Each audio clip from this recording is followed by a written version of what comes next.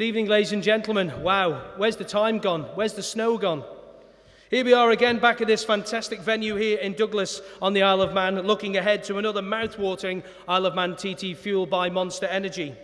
It certainly does not feel like 12 months since I was last standing here on this stage doing this in front of you all. It certainly does not. Time has flown.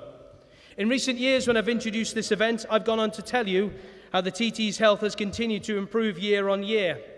And as we head towards the 2013 instalment of this historic event, it is difficult to think of a time in recent memory when the outlook has been more positive than it is today. As you all know, it's standing room only at the TT right now, with ferries, flights, hotels and campsites all sold out months in advance. Seats in the grandstand were snapped up last July, only weeks after going on sale, and the new fan zone grandstands around the course are now selling out as well. Blue chip brands are queuing up to sponsor one of the hottest properties in world sport, helped not least by a world-class TV highlights package, which last year was watched by an incredible 23 million people in over 130 countries worldwide even, whilst more people than ever tuned in to listen to Radio TT's iconic commentaries, and over 2 million unique users clicked onto the official event website, iomtt.com, and we welcome you all this evening watching the streaming. And then there's the racing. It's like nothing else on earth. I can stand here in front of you this evening with confidence and guarantee you a series of races on the mountain course, which will be won by no more than seconds, and as last year showed us, sometimes even less. As with everything else TT these days, we also have more people wanting to come and race than we can accommodate. All across the world, motorsport events are experiencing dwindling entries and reduced support from the manufacturers as the global economic downturn bites harder and harder each day. But I'm glad to tell you it's not at the TT. The overwhelming appeal of the challenging, iconic mountain course continues to attract the best riders from across the globe, whilst the event's commercial success presents a perfect showcase for the major manufacturers and, of course, their teams. This year, we have really attracted an international lineup of competitors with 28 different nationalities represented across the solos and the sidecar classes. And standing in their way, two of the all-time legends of their sport with 35 victories between them. John McGuinness, a true man of the people, maverick and legend, the ultimate blue-collar sporting hero, is the ultimate in the ultimate blue-collar sport. The undisputed king of the solo classes, can anybody topple King John in 2013? And Dave Molyneux, an engineering genius who has pushed the boundaries of his sport for decades. As he closes in on his 50th birthday, sorry Dave, I didn't write this, kidding.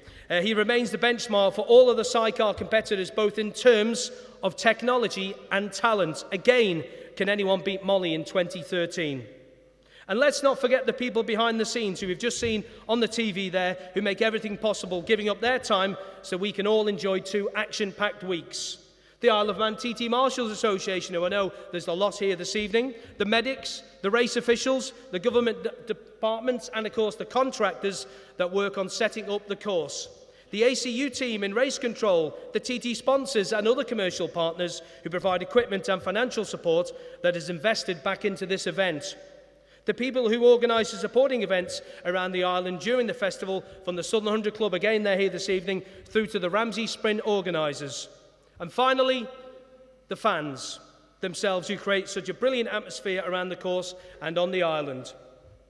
Tonight is going to be a fantastic evening, no matter if you're sat here watching this live in the Villa Marina Royal Hall, listening into the coverage on Manx Radio, or watching the live feed on iomtt.com. Wherever you are in the world right now, welcome to the launch of the 2013 Isle of Man TT races, fueled by Monster Energy. Before we fully immerse ourselves in this evening and look ahead to 2013, let's look back at some of the best action from 2012, courtesy of North One Television. I follow a lot the TT. I know all the riders, and I think they have great and big balls. It is not the critic who counts, not the man who points out how the strong man stumbles. The credit belongs to the man who is actually in the arena, whose face is marred by dust, sweat and blood. If he fails, at least he fails while daring greatly. so that his place shall never be. With those cold and timid souls who knew neither victory nor defeat.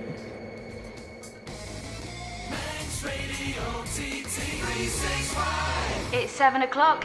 Time to get things rolling.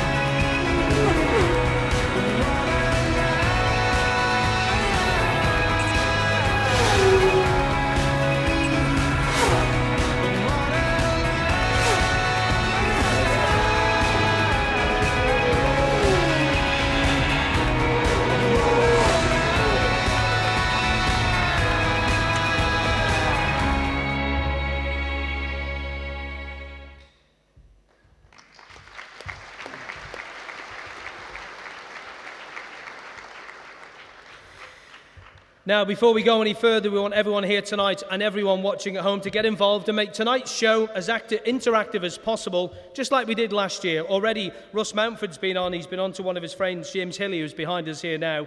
He said he's just watching a live streaming with a belly full of butterflies, and that's one of the riders who will be competing here come May, June.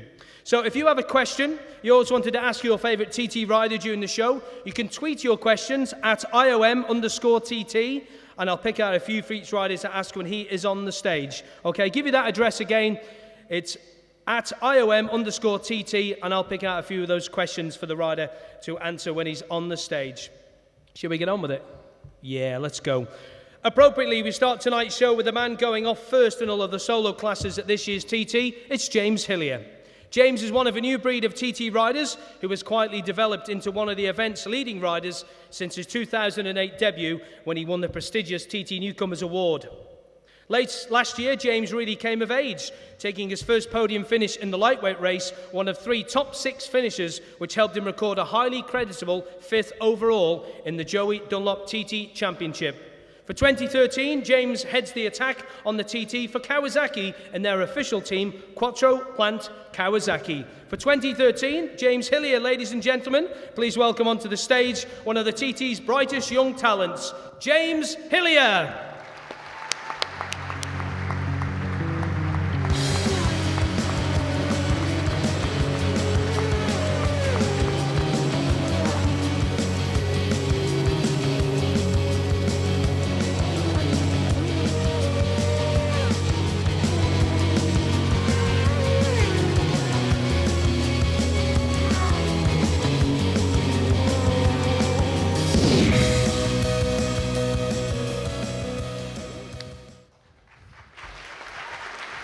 Welcome, James. Here we go again.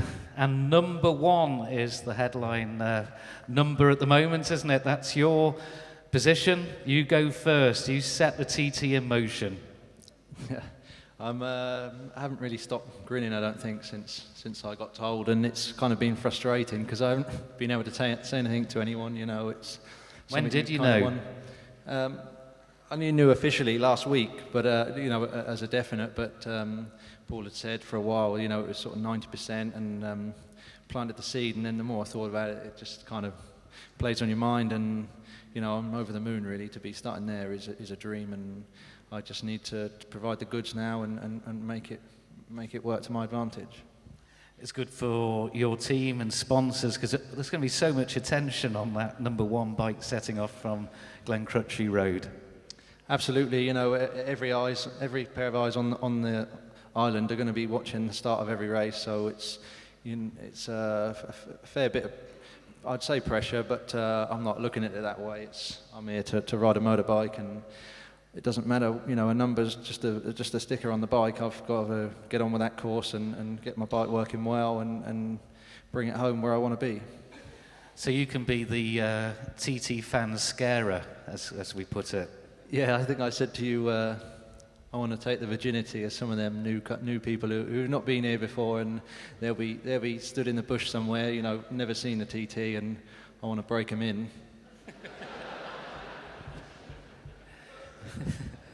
You also were 5th last year in the Joey Dunlop Championship Trophy, and that, of course, is for the overall performances during the TT, and you got your first podium as well, so there's plenty for you to build on.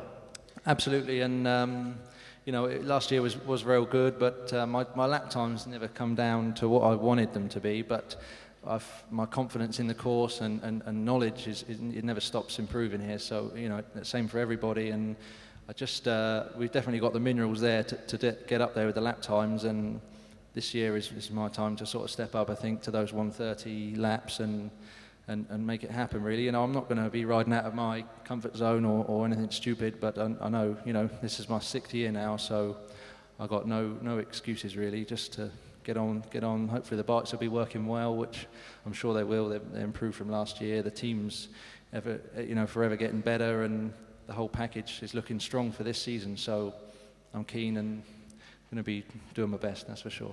You're also with Quattro Kawasaki, the official Kawasaki entry at TT 2013. Yeah, that's another good thing. You know, they have already shown good support, and I want to pay them back for that. You know, this is my 5th year on Kawasaki's here, and just keeps working out that I'm on the green bikes, and I want to sort of get them the results as much as I want to get them for myself, because you know, it's Honda and Suzuki Yamaha have all got quite a big history here, and Kawasaki, I think, need to be attacking at that. They're throughout the world now. They're winning races and championships. They're definitely building strong, fast motorbikes now. So I want to get some silverware for them over here.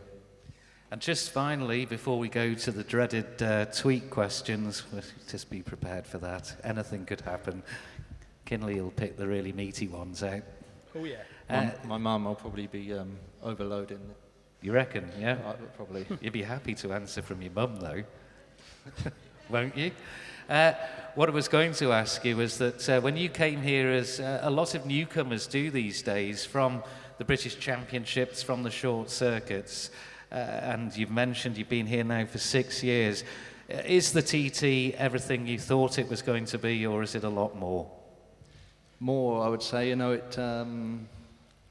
I think a lot of people who come here for their first time don't realise what they're sort of getting involved with. You know, you can watch as much videos and stuff, but once you've done that first lap, then bang, you know, that's you're there. Then that is, as long as the first lap goes well and you don't scare yourself too much, then you know that you are then hooked and on the game. So it is quite a harsh drug, I think.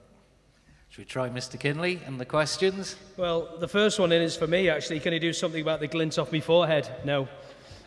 Seriously. Fair comment. That's some DC Oman. Let's have a little look, see if there's any more. Your good mate Russ Mountford was on before. Did you tweeting each other, were you? Yeah, do you not speak to people? Do you just tweet them now?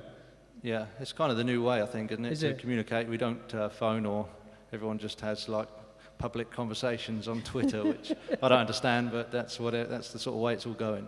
Okay, just an update, yeah.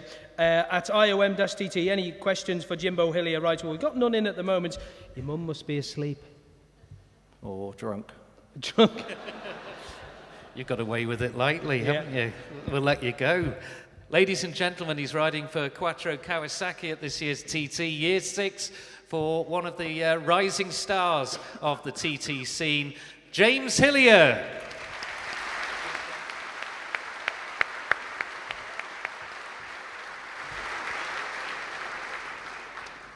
Don't forget, again, any questions, okay, get them in at IOM-TT, okay, _TT, get them in, please, when you're watching the live stream. Or if you're in here and you've got the capability, just fire it up to us. Robin Croft's SMT Racing team withdrew from the British Superbike Championship at the end of 2011, and they haven't looked back since.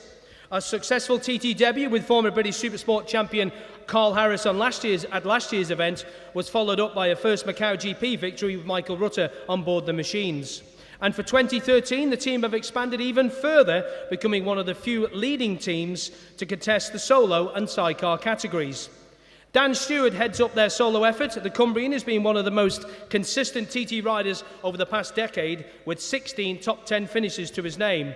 And he is joined in the team by the reigning world sidecar champion Tim Reeves and his multiple TT winning passenger Dan Sale, who go in search of their first TT victory together. Ladies and gentlemen, please welcome SMT Racing's Dan Stewart, Tim Reeves and Dan Sale.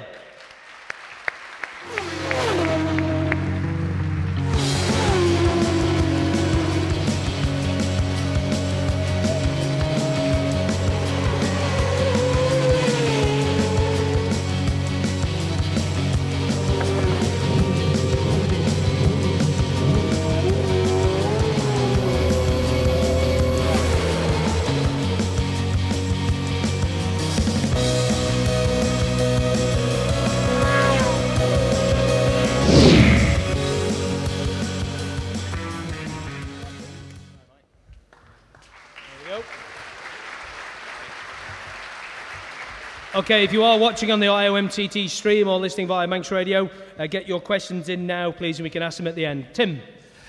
Well, quite an unusual setup, really, solo and sidecar. Tim, how do you think this is going to work then? For me, personally, I think it's a good thing, and it's good for the sidecar class in general.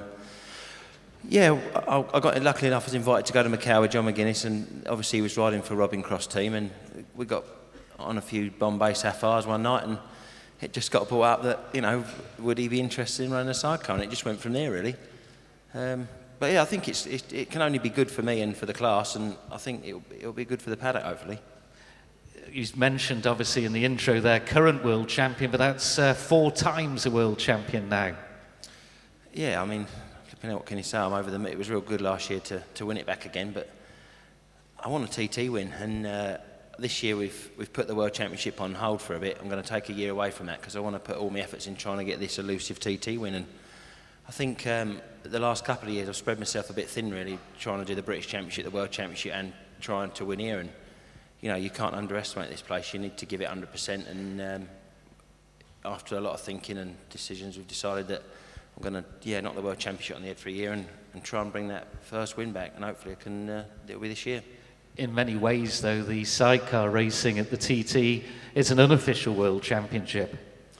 Yeah, it seems that, you know, this year you've got me lining up against Ben Birchall, another world champion. Then obviously there's Dave Molyneux. Obviously, you know, he's the man to beat. He's the man with a big target on his back. And John Holden's back again, another winner. And I think sidecar-wise, it's the best sidecar race in the world, without a doubt. And as James Hillier was saying earlier, I got involved in it a lot later in my career, and I'd finished, you know, what I thought would have been my last World Championship. But you know, I wish I'd done the TT a lot earlier. It's the biggest motorsport event in the world, as everyone knows, and I'm just glad we're coming back again.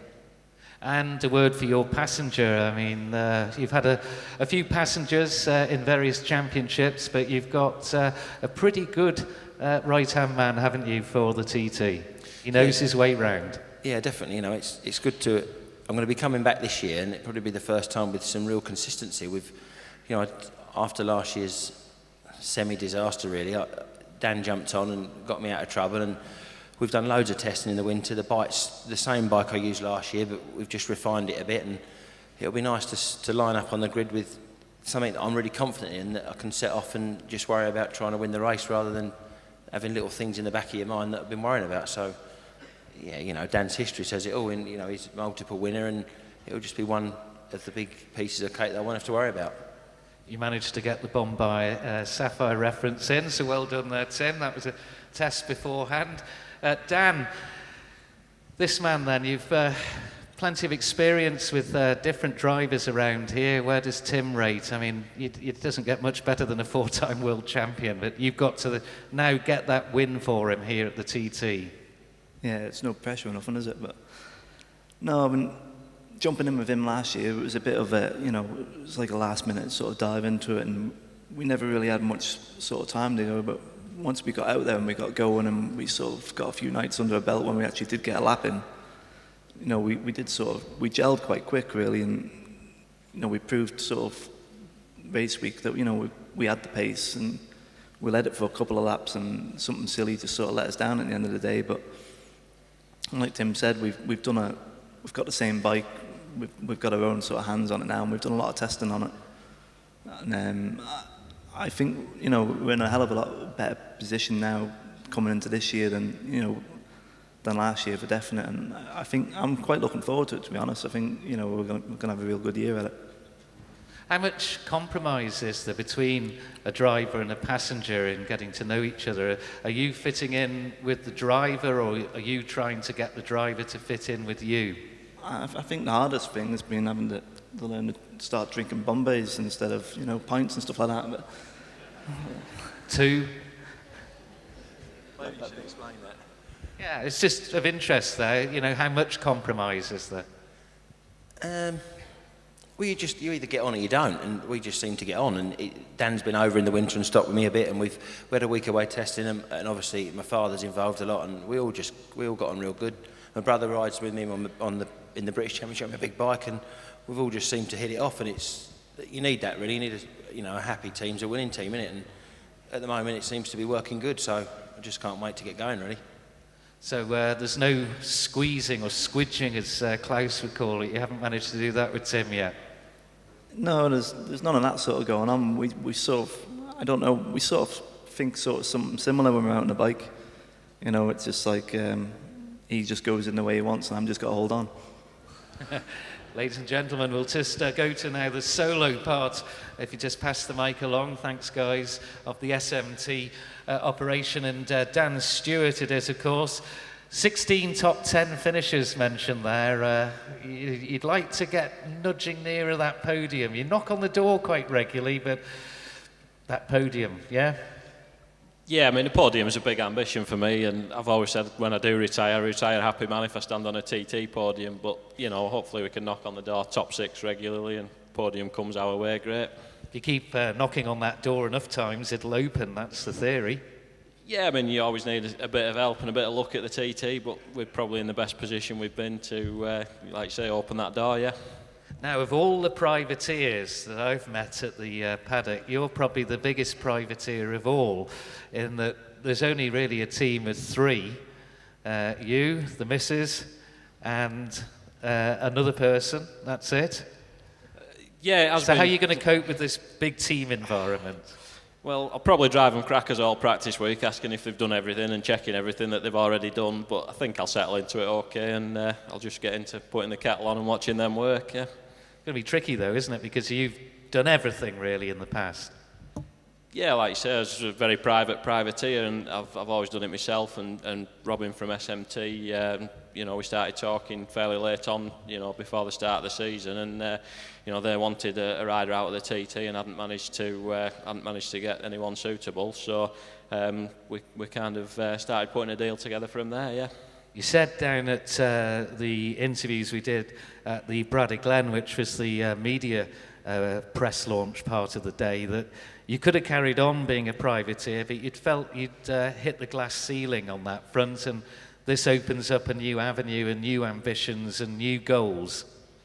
Yeah, you know, could have come back and had another good go at winning the privateers, but it wouldn't have meant as much as it did last year to win it again, and you're probably limited as to how far you can actually take things forward as a privateer, so we needed a little bit of extra help, a bit more knowledge, you know, 2 brilliant lads working on the bikes at the TT.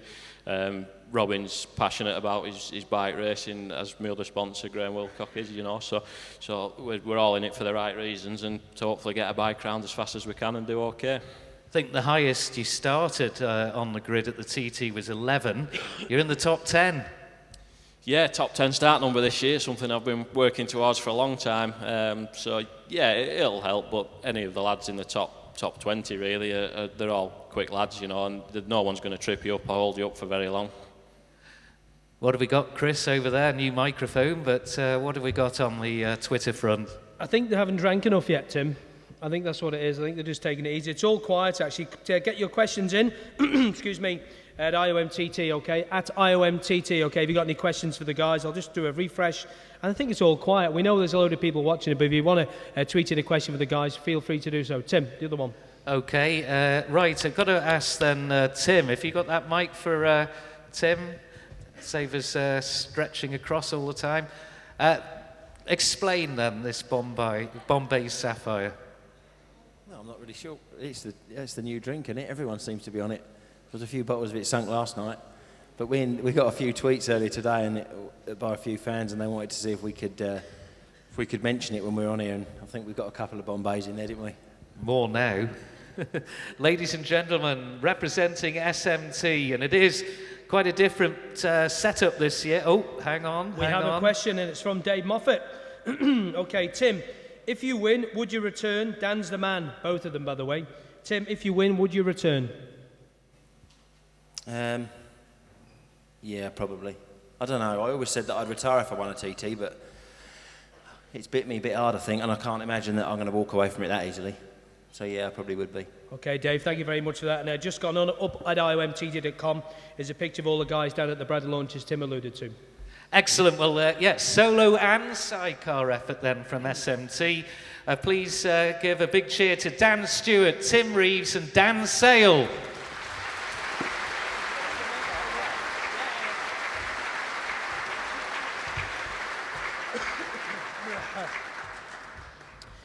After a few quiet years on the track at the TT, Yamaha go into the 2013 events with a significant two-man effort, supported by the most exotic Yamaha racing motorcycles outside of MotoGP, and one of them is sat right there, and it's a beauty, isn't it? It really is. Local hero Conor Cummins was cruelly ruled out of TT 2012 after his injury at the Northwest 200. Later on in the year, though, he showed he was right back on form, following his well-publicised 2010 accident at the Veranda, with a host of podium finishes at the Southern 100 and, of course, the Ulster Grand Prix. The Ramsey Rocket joins the Milwaukee Yamaha Superbike team for 2013, aiming to return to the form that saw him battling for race victories and breaking lap records only 3 TTs ago. Conor is joined in this team by William Dunlop, who gets his first chance in a manufacturer-backed team 7 years on from his TT debut. William did show last year that he has the speed to challenge for victories in the Supersport class and will be looking to take that speed into the larger capacity races for 2013. Ladies and gentlemen, please welcome onto the stage 2 hungry young riders searching for their first TT victories this year. Milwaukee Yamaha Superbike teams Conor Cummins and William Dunlop.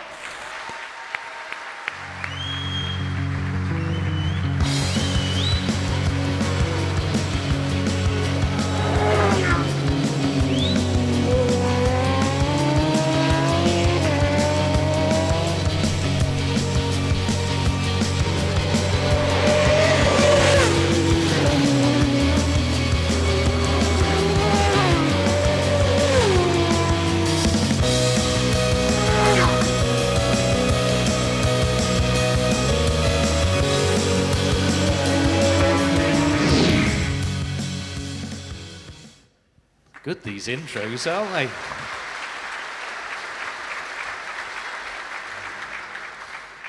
Well, let's start with William, and I think everybody at the press launch earlier at the Braddock Glen, we won't mention what was on the high chair earlier, we'll gloss over that bit there. Everybody's talked about the fact you're now with a big manufacturer-backed team, and it's going to be a real change of environment for you. It's a bit different, I suppose, with the mechanic side of things. It's more a team effort with Wilson. You know, we had good bikes and everything was top that way, but it's just a different type of thing to get involved with, and it's different, but it's something that's going to be good for us in the future, in the long run. And you know, of course, Sean Muir has got great pedigree and is hungry for TT success.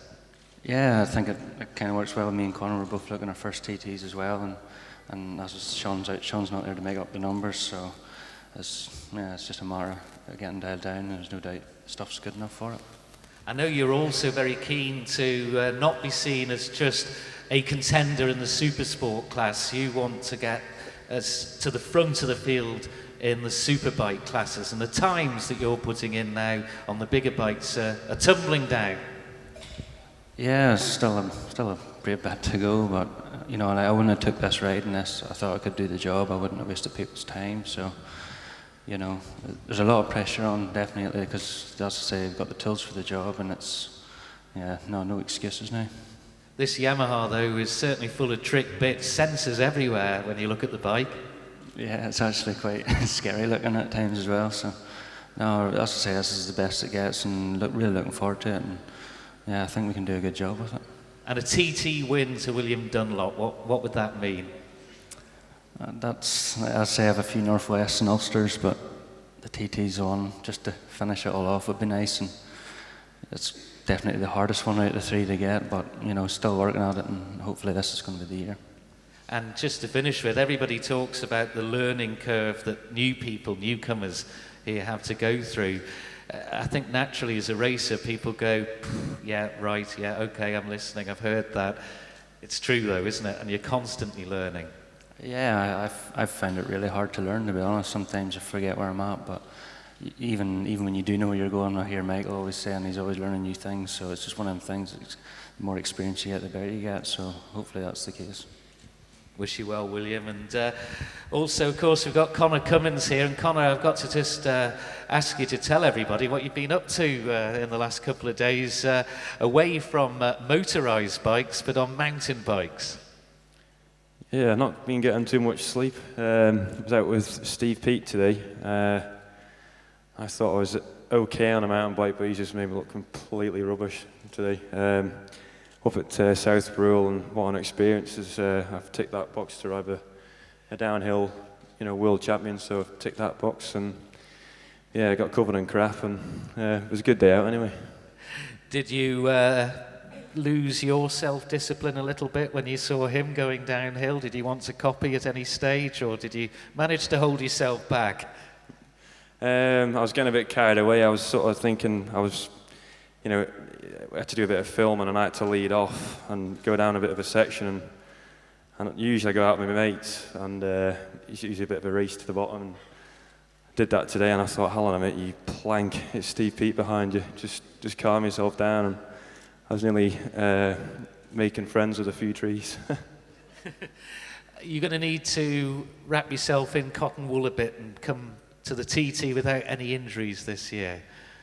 Because last year you were really ready and chomping at the bit to go, and then you went and had an unfortunate incident at the Northwest, and you must be so hungry to get back out there on the mountain course. Yeah, I feel like I've been away a million years, and it's a bit of a pants TT for me last year, but these things happen, don't they? And it's just made me more hungry, so I've got to come back to this year's TT, fighting straight out of the box with Milwaukee Yamaha, which is great for me, great move for me, great team, and it's just down to me on the day, and I've prepared as best I can over the winter, so I'm off to Bordeaux this Sunday to get the first World Endurance round in, and which is going to be something new. Yeah, there's going to be no shortage of track time, that's for sure. I'll be knackered. And we'll bolster your confidence here, because the astonishing fact is you are still the second fastest man around this TT course. The second fastest in the history of the TT. And, of course, you're the lap record holder for the superbike class. Yeah, it's not a win though, is it? You could be as fast as you want, but if you're not first across the line, it's no good. But it's nice to have it, and I do appreciate it, but I need the win. Chris, have we got some questions for the boys? It's quite quiet, actually. There's a lot of people. Maria Costello, I know, is here, said, is it a bit cold? It was a bit cold in here, actually. Turn the heating up. Yeah, that one in there. Enough That's what we've people got in. in here Yes, for there is the actually. heat. It is getting a bit warm. Is it warm up the top? Can you see off the light on my head? Thank you. So there we go. All right, yeah. No, it's all quiet, Tim. It's all quiet on there. Well, do you want to come up with a question? Why have you got a man bag? For the boys. All right, okay. All right. No, I just don't get it. I really, really don't. Connor, you haven't got a man bag, have you? Need to go and see someone about that. I think he does. He got married. William, you've not got a man bag. Tell me you haven't. Can you imagine walking around the streets of Ballymoney with a man bag? What is wrong with that? It's very useful. On every level. Sacked. Sacked.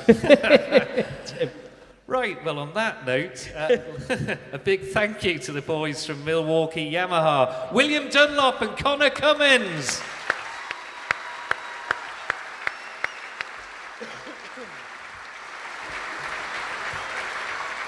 Just got a tweet in from the guys from the Southern 100 who are down there. I can just about see them. The shirts aren't as bright this year. There they are. It says, great turnout and having a great night at the launch party. Great to mix and chat to the starts of the TT and the Southern 100. Thank you. Now, the TT is blessed with a whole host of young coming riders, as we've seen there in the solo classes right now. And few are as exciting as this next young man. Dean Harrison shot the paddock last year when only his second TT. He posted a fantastic 9th place in the opening day in Easy Superbike TT race. A man who talks just as fast as he rides, and at only 24, Dean has a great future ahead of him around the mountain course. This year, he is backed by RC Express and Nick Morgan's MSS concern, and on the very latest specification Kawasaki's, and will be undoubtedly one to keep an eye on. Ladies and gentlemen, please welcome to the stage another TT star in the making, Dean Harrison.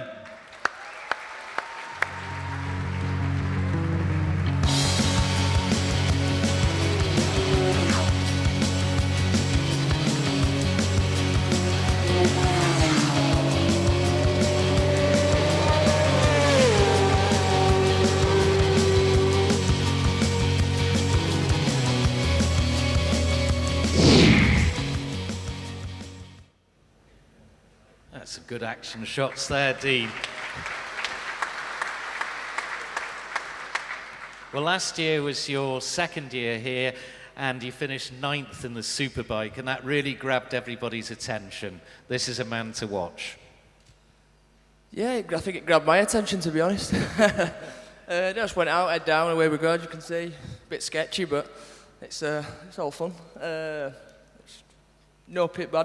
There's never no pit ball. Just I don't think I didn't think I was at the stage where I needed them, so I just set off, did 2 laps, filled the tank, and did another 2, and same again. You make it sound so easy. Tell us about the teams then that you're with this year. RC Express and of course Nick Morgan as well with MSS. Yeah, RC Express came on board after last year's TT actually. I met him. We all started having a few beers in the pub up the road, and then we've just sort of took off. It's just gone skyward, to be honest. And then we've linked up with MSS this year, and it's just mad. It's just mad how quick it's taken off, and how quick everything's growing with bikes and teams and people working away. And we've got, like I say, we're running Metzler tyres, which I've been testing and been working well. Kawasaki's, I enjoy. I sort of jumped on it and hit the ground running, sort of thing. So if we carry on going in the direction we're going, I'll try and push the boys at the front, which is the plan. With you and Nick Morgan, it's not going to be a quiet area of the paddock, really, is it? You both like to chat. I don't know what you mean. No, I don't mind you've got to have a bit of a banter, haven't you? I like having a bit of a shout about and a bit of a laugh. You've got to have fun as well, because I'm a bit fun oriented. I like to enjoy my racing as well as take my racing seriously, because you wouldn't be here if you didn't enjoy it. That's even more important, isn't it, at the TT, because you're here for so long. Well, yeah, you're here for a fortnight. You've got to, everybody in your team you've got to get along with. You can't have somebody in your team that's an absolute, you know what I mean? You've got to be happy with everyone that's there and working around you and get along together. And it's a bit like a family affair. If you know, you're here for such a long time, you know what I mean? I do. We do, yeah. No, I don't want to ramble on all day. No, please feel free. your father, of course, is in the sidecars in Conrad, and I should imagine there's plenty of banter there, Well, to say the least. Yeah, I mean, our man's is a good lad. He's good. Good, but I think he'll be pushing these boys this year. Do you know what I mean? There's still life in the old dog yet, as they say. You know what I mean? He spends a lot of time in garage working away. And Didn't go quite as well for him last year, but the year before he was really up there. Yeah, to be honest, his problem is, I don't want to say, he'll probably sat at home with my mum now for about an inch from gas fire, listening to what I'm saying, so I better be careful here. Don't forget me, so I slap round back head when I get home. Was he happy with you going on the solo path as opposed to the sidecar? Because it is a family, the sidecar, isn't it? Very much so. Yeah, I don't know. I've always, obviously, I've been since I was. Did you know what I mean? I've been everywhere. Yeah, well, laid down. I can't even walk. That's how long I've been going racing. Your height. Yeah. So, I've always wanted to do solos. I've always liked the you and the bike. Obviously, I appreciate sidecars, and obviously I love sidecars, but me, I'm responsible for my own actions. Never mind when I've got somebody sat inside of me. Do you know what I mean? I think I'd forget about that bit and just take it out. Michael did well on it. He took to it. I'd have a bash. And what will be, I mean, it's only, your third year at the TT, so they say right at the start, we've mentioned it already, 3 years apprenticeship here, and then you're constantly learning anyway. You've really come like a bolt out the blue in the second year here, and a top 10 finish. Yeah, I didn't expect it, to be honest. We said it'd be brilliant to get top 15, and I did 121 in my first year, and I had a good bike, but it wasn't the machinery of the latest, and I thought, well, I was chuffed with that. Simon went a bit quicker than me on the BM, then I got on the BM and went quicker, well, I went like 5 mile an hour faster. So if we find another 5 mile an hour this year, these guys better watch out, you know what I mean? And just to finish with then, what will be, in your view then, a successful TT for Dean Harrison? 135 and win, you know what I mean? Fantastic. Chris. Quite a few questions coming in, and excuse me, apologies. I don't use Twitter because it does me head in, to be honest, so I don't want to know when Tim Glover's made a cup of tea. I really don't. But okay, lots of questions. Dino, one from here. Where's it gone? Ask Dean if he's going to have a go in the chairs and take his dad on in the future. I keep asking for a go a few times actually, but he says, "You stick to what you're doing, lad." So. Okay. Somebody else, Jamie Wynn, big Winnie's been on touch saying Dino for the podium this year, good luck, just like his dad. That's from Jamie Wynn, good lad. Okay, where else are we going here now? Dean, you do talk quickly, it says here. Have you ever had a conversation with Guy? Thank you very much to Scotty for that. You're not going to answer that? Sorry, okay. I have actually had a conversation with Guy, and I got along with him quite well, to be fair. Regards what a lot of people say, I don't think I know him enough to make a judgment of character. All right, okay, well, okay. Did Dean start in the In-Betweeners movie as a guy staying in the same hotel as the guys who were looking for the lend of a fiver? I've no idea what that is. Did you star in the In-Betweeners movie? Have you seen the movie, In-Betweeners? I have actually, and I've had a taken out for this before. Stewart Gregg has been in touch. I think I'm missing a link here. Last question. How old were you when you realised you wanted to do the TT? I don't think I could talk. You're making up for it now, aren't you? Hey? Tim? Definite character and a future star, already a star at the TT. Wish him well, Dean Harrison.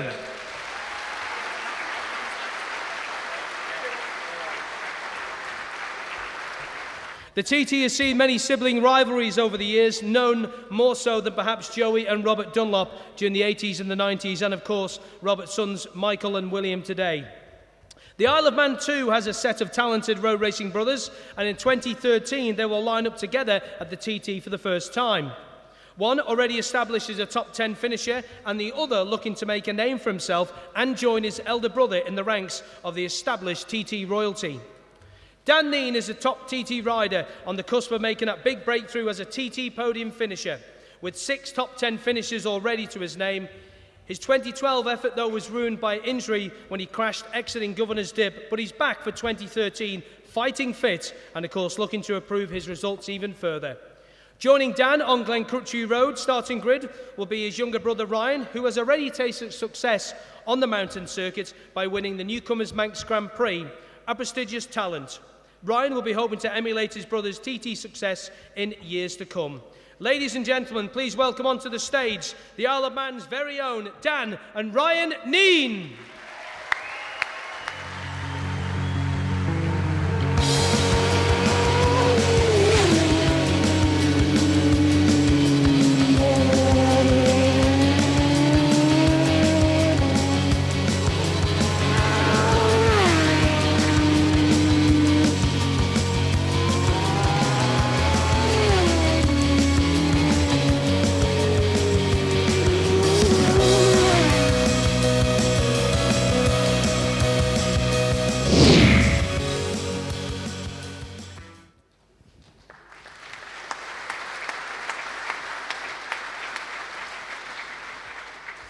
Question then to you both to start with. How much rivalry is there between the pair of you?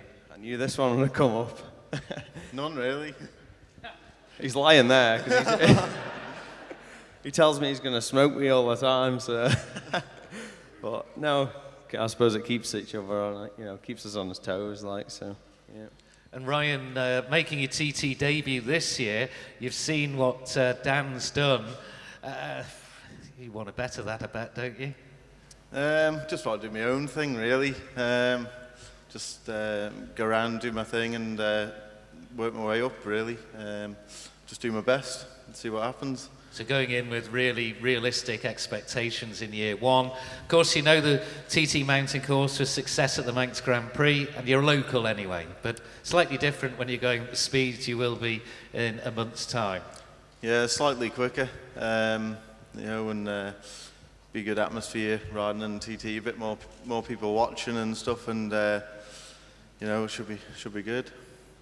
It's also there's going to be a lot of interest, isn't there? Because brothers racing at the TT, and then brothers from the Isle of Man as well. I think the world's media probably had a little taste of it today, but I think there'll be quite a bit of attention on you. Oh, I don't know about that. I'll see what happens. What were some of the questions you got asked today that puzzled you at the TT media launch? Can't remember.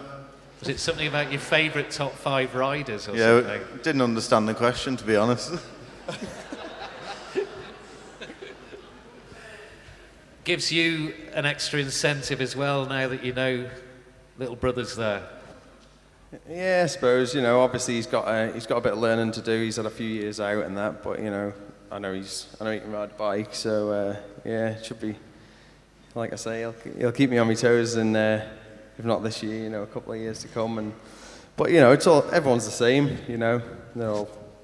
everyone's sort of beatable, and, it's one of them, really. Just another rider, I suppose, but look out for him. So. But Ryan, you had to, after the Manx Grand Prix, you did, as Dan's just mentioned, take a year or two out from the racing scene. Was that a personal decision from you, or was it just down to money? Money, really. Then only got back into it last year on the smaller bikes at the Southern and the Ulster there, and thought I'll give it a good go this year and buy my own bike. But you went well. That's the thing. When you came back, you went well. Yeah. I entered the Southern 100 3 days, I think it was 3 days before the entry, before the event, and I just thought I'd give it a good run round, see what happens, and on the day I just went for it, to be honest. Well, we wish you well. And Dan, you've had very loyal team backing you for some time now with Mark Bloom's Racing, and of course Slick Bass in the background, if he can be in the background.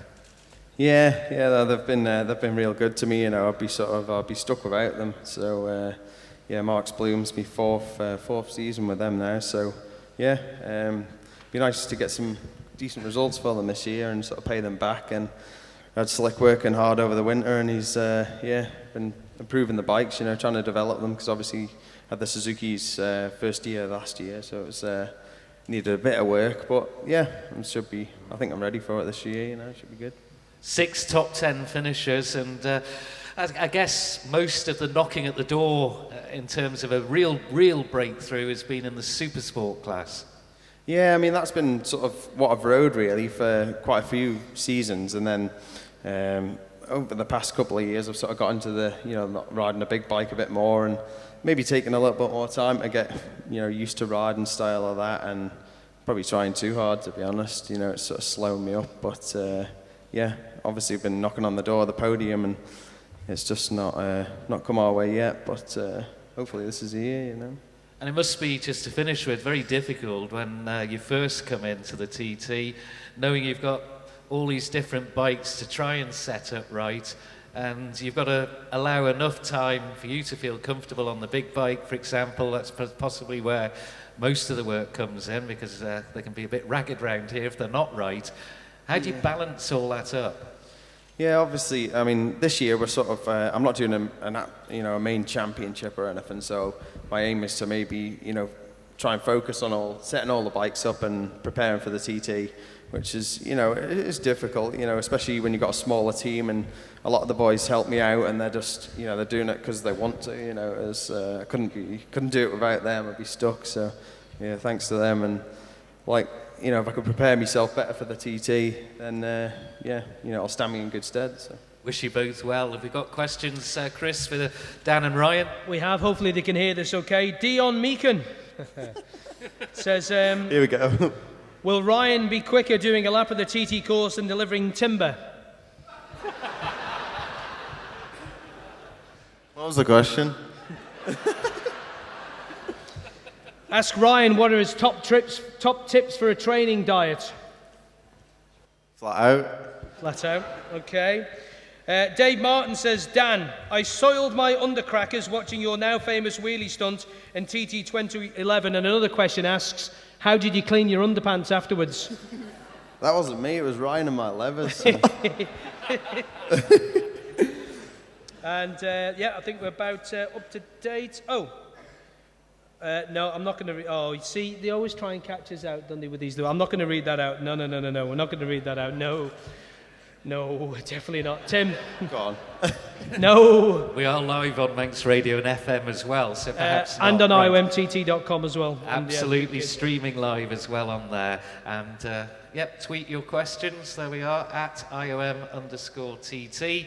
Let's have a big hand for the two Manx brothers here in arms, Dan and Ryan Neill.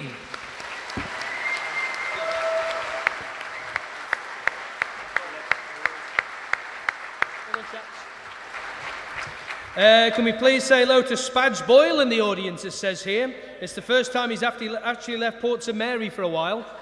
And somebody else has said, Dave Klugas has said, does the home know that the Southern 100 lot are out for the night? Sorry, Clukie, I know he's in here somewhere. Right, Honda have assembled one of the strongest teams in living memory for their 2013 TT Assault, with 2 3-time race winners joining the team leader John McGuinness in a 3-man lineup. Michael Rutter is a genuine motorcycle racing legend whose CV includes 13 Northwest 200 wins, a record 8 Macau Grand Prix successes, 3 TT wins, and 28 British Superbike Championship race wins.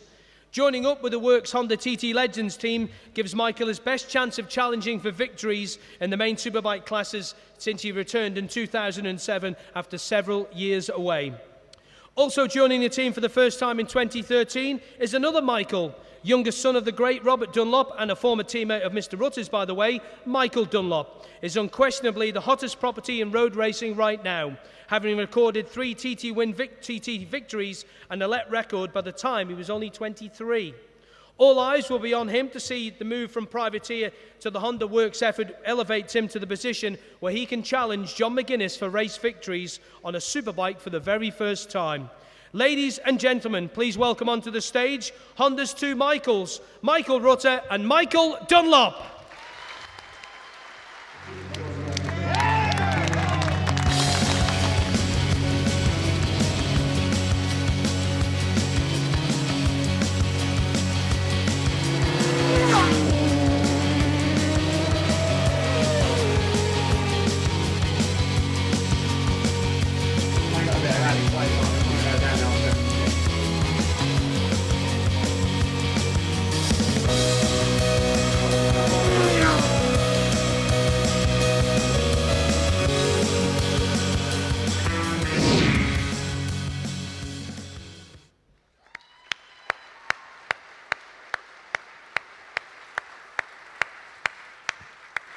Two Michaels and two very, very popular riders from that ovation that we've had here at the Villa Marina Royal Hall this evening.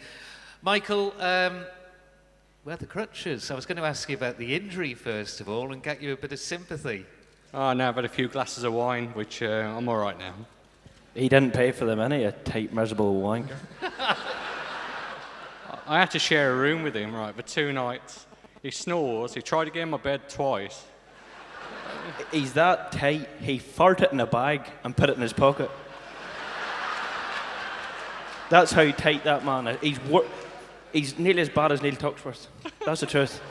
Neill actually texted me today to say, hey, all right, Michael, he must have got his free takes allowance today. That's the truth. He's as bad as him. It's fucking horrendous. I didn't like him, but I really don't like him anymore. I really don't like him. Not surprised if he was trying to get into your bed. Right, injury. Where are we and how are we now? You had a little spill in testing for Honda pre-season. Yeah, I tried to get out at Brands, and I just wanted to get out for myself, really, and I had a bit of a problem changing gear and that, and I ended up well down the field, so I just did what I could, and I was getting everyone's way, so I pulled in. So hopefully I'm all right for Thruxton. A bit better. Come over here, had a bit of a manx here. So hopefully go back to Thruxton, and then we go straight off to the 24 hours. So it's a busy time for us at the moment. And a round of applause as well for Michael, who's extended that record at Macau now to 8 GP wins out there. Incredible.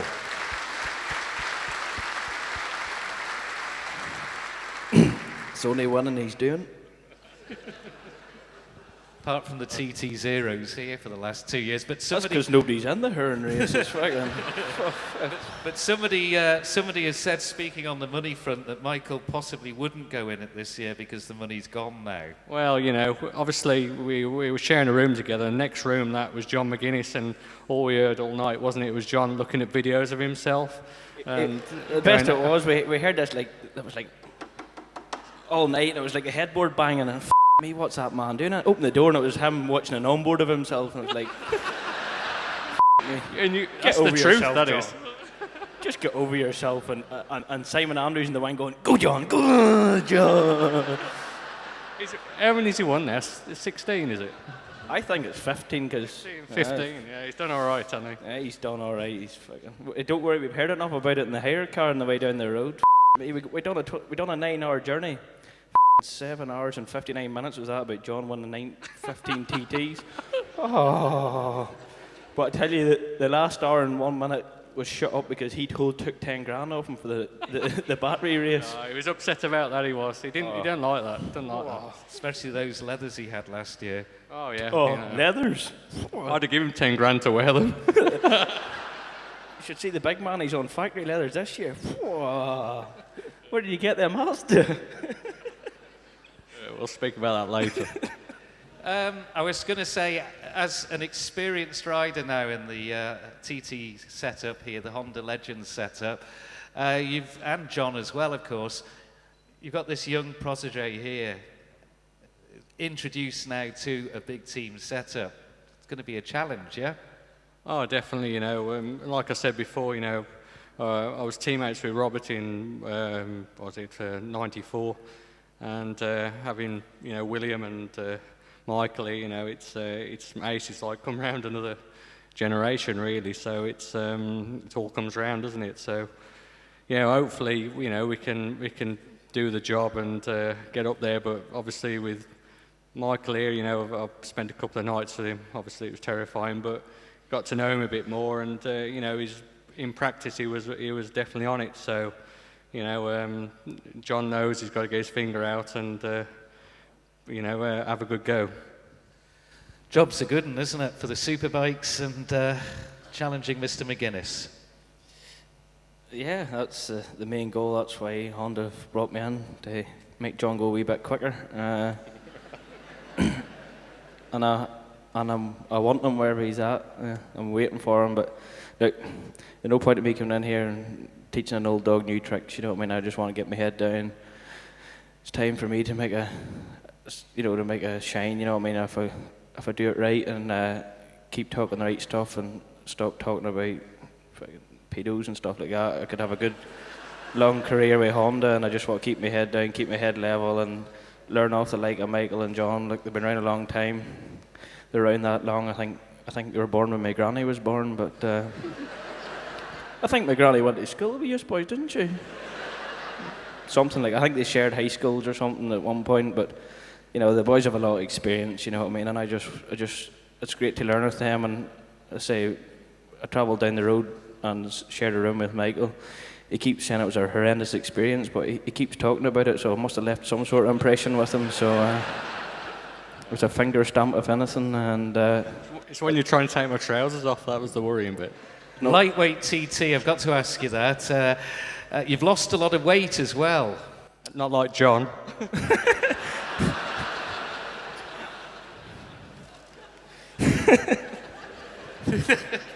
This has come about with a challenge with Dan Sale, I believe. Fuck. Where are we at again? 3 stone lost, is it? 3 stone, aye. Thankfully, I still have 2 of them. But everyone seems to be good. Lost a bit of weight, you know. Must have lost at least, you know, a stone them 2 days. It was battering away at Michael Rutter in the bedroom. The best of it was we were listening to John McGuinness' onboard. And how good he is. But yeah, lightweight race, yeah. Tractor racing, yeah. We're back doing a wee bit of tractor racing and try and keep at it. Better not say too much because I said a bit about the tractor racing before and I got a bit of a slagging. Got a bit of dogging for it, but it's not my fault that you can't ride super bikes. But look, you know, it's a good class. I think, you know, it's a good class for people coming along. Look, I'm a superbike man. I love the superbike. I love the challenge. Love the 600s. Love the, you know, the stock bike. I love the big 4 strokes. You know, it's a handful around the TT, and the main thing is to come here and give it dogs in the big bike. But you know, thanks to Winston, he's prepared me a good 650 this year, and we'll come back again. And I think Michael's riding 650. Are you riding for Ryan? Yeah, I think so. And Fuck me, you're gonna have to listen to that now at home too. Fuck. Chris, I challenge you to come up with some... Michael, the boys from Modus's have been on saying no gear changes on the Lecky. They're looking forward to giving you the new bike for this year. 110 mile an hour plus, they say. yeah, hopefully, you know, obviously it's going to be difficult. The Mugen bike with John on it obviously was good last year. You know, if it had been a bit thinner, he probably could have won that one. But, you know, those over-readies going up the mountain must have been like, you know, really taking a battering. But yeah, you know, hopefully we can do a deal with, you know, get back on the electric bike. It's fantastic. And plus we've got the Batham's bike again. Batham's are helping me again in BSB. And we've got a super stock bike out. And I'm hopefully going to try and do a deal for a 600 because I've been on one of those for a few years. So that'll be good. Another question here. Is Mickey D doing the sidecar for TT? Spoke to him at Scarborough after his debut and he said it could be on the cards. Michael? You lost too much weight now, haven't you? Yeah, I'm an athlete now, mate. I'm a bit of an athlete, yeah. You think, this is about... Me and Neill's just find it hard enough to sort of see what way I operate, and to bring a sidecar into it at the minute is really not going to help things, so... I'm trying to keep Neill sweet at the minute. He's hello, Neill, if you're out there watching on TV. There's actually a question just in on that point from Alan, who says, how are you and Neill Tuxworth getting on? We are like spoons. Is that spooning? Spoons. We are the best of friends. Really? No, honestly, you know, look, Neill's around a long time. He knows what he's doing, and you know, I appreciate him that he's given me this chance. On a bike, you know, and that's why I've focused mainly on the super bike this year. He's given me a good chance. He's far from stupid. He won't buy you a drink, but he ain't stupid. And that's probably why he won't buy me a drink. But you know, he's done a great job, and I appreciate everything he does for me. You know, he's tried to help me out every way I can. They've helped me a bit with my 600, and they've helped me a lot through that way. And you know, they're doing everything they can, and they say to put me up on a factory super bike for the TT. You know, I can't ask any more from them, and I say it was Neill that made it all happen at the start. You know, so you know, fair play to him, and thanks for taking the chance on me.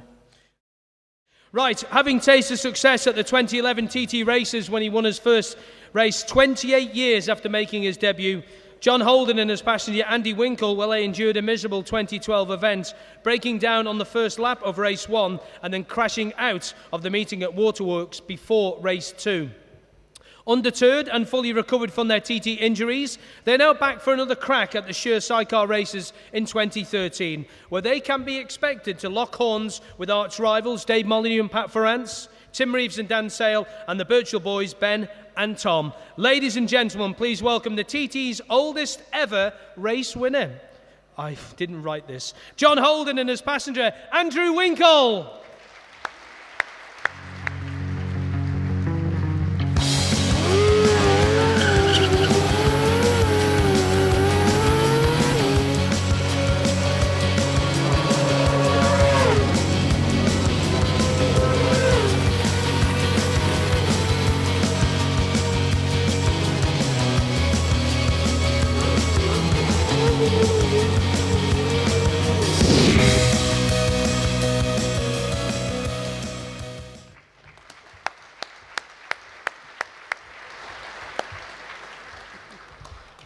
I saw the look you were giving him, that introduction, the oldest TT winner in history. But you're a TT winner, that's the main thing.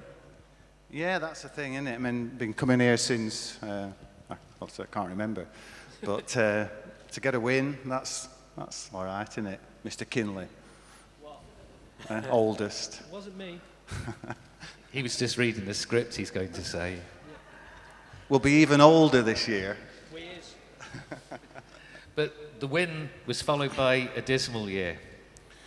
Yeah, we run the Suzuki in 2011, thought the rules changed for us, so we had to run standard top end, so on paper the Kawasaki looked the quickest thing. So we changed everything, did everything that we could do, and then we had a disastrous 2012.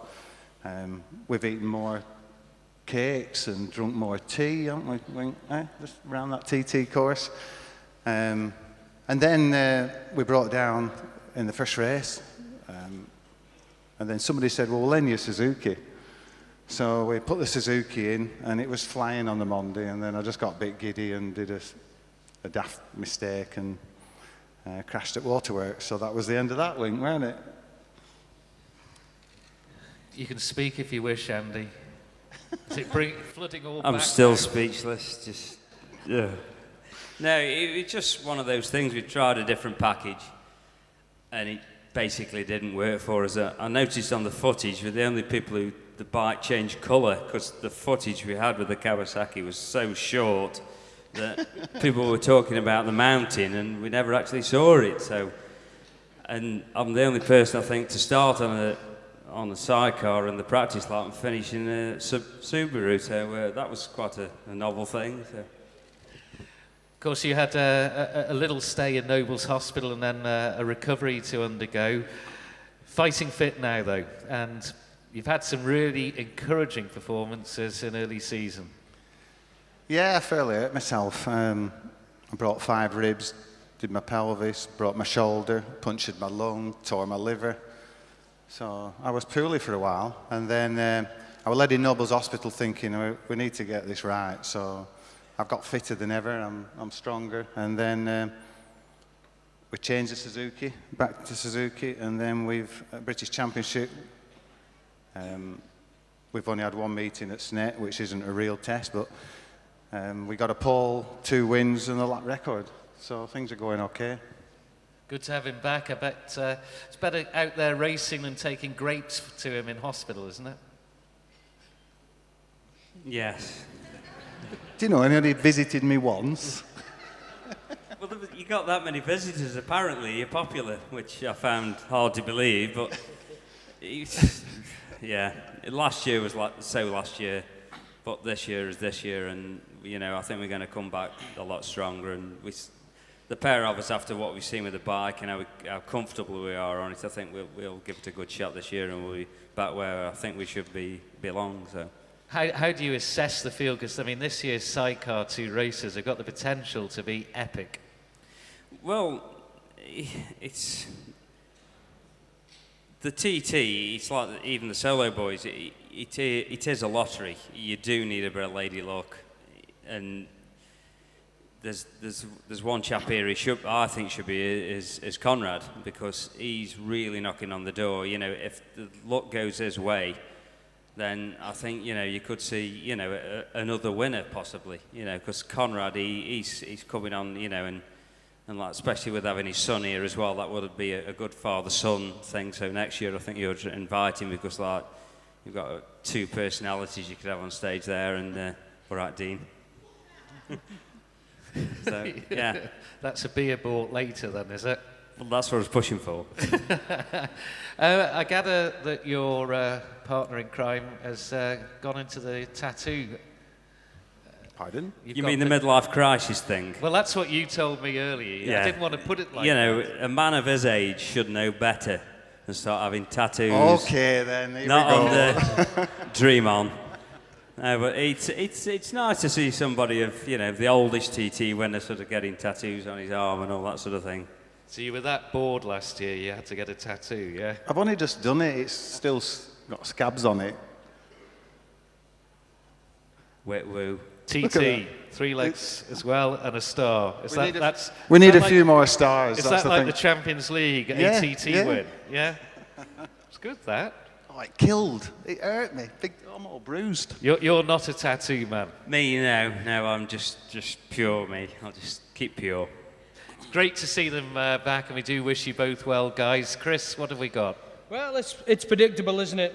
The riders Holden, the passengers Winkle. We had a guy who had to give £100 to the helicopter fund last year, and I think it's the same guy, so we're going to follow this tweet as well. And we've also had another one here, that from James Cherry, who I know is in here, and said 1907 was the first year that John did the TT. That's a bit harsh, isn't it? True, though. Oh, true, yeah, true. Okay, fair enough. Another one, Matthew Gold says, how are the old joints holding up? Do you know Matthew Gold at all, no? I'll say that again. Matthew Gold says, how are your old joints holding up? My joints are fine. Your joints are fine, yeah. Your body's a temple. What else have we got here? It's obviously just concerned for you, John. Yes. Now that John is well into his 30s, does he plan to continue up to the age of Molly? Oh, dear. And that's from Mark Fitzgerald. Yeah, well, I have a bit of air to lose yet, so we're all right yet. Sorry, Dave. Dave's actually quite young, because we're the same age. Dave, will Dave be that 40? I don't know. It's 40-something or other, should know better. Russ Mountford, you guys know Russ Mountford? Russ has been on and says, are the boys going to take it to Tim and Molly this year? Be great to see them with another win. True, gents. That's from Russ Mountford. Yeah, thank you, Russ. Nice one, Russ. I want to ride one of them 650 thingies. Do you? Yeah, that'd be good, wouldn't it? Well, he's offered me that thing for the Manx, and I just, no, because it looks far too dangerous for my liking. It's ridiculous. There's only 2 wheels on the thing, so it would fall over. Tim. Ladies and gentlemen, great to have them back. Let's wish them well for 2013. Thank you. Recovered and fighting fit, John Holden and Andy Winkle. Come on, boys. We've actually just had James Hillier's mum on. We were mentioning that earlier on. She's had problems logging into tweet the live stream launch. All good now, says Carol to James. She's got in touch. And why aren't you in bed yet? Oh, dear. Right. Okay. Yeah, okay. Is John still calling himself? Oh, he's gone. He's gone now. We won't do that one. All right. Simon Andrews has experienced the highs and lows of the TT in just 2 years of competing here with us here on the island.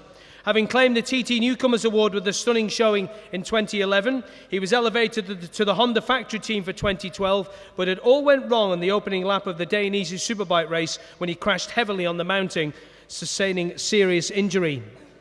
Simon teams up with the Honda-backed REF reserves and the Ice Valley by Motorsave squads for TT 2013, and all eyes will be on a rider with a great TT future. He's already lapped at over 127 miles an hour with less than 30 laps of the TT course under his belt. Ladies and gentlemen, please welcome onto the stage Simon Andrews.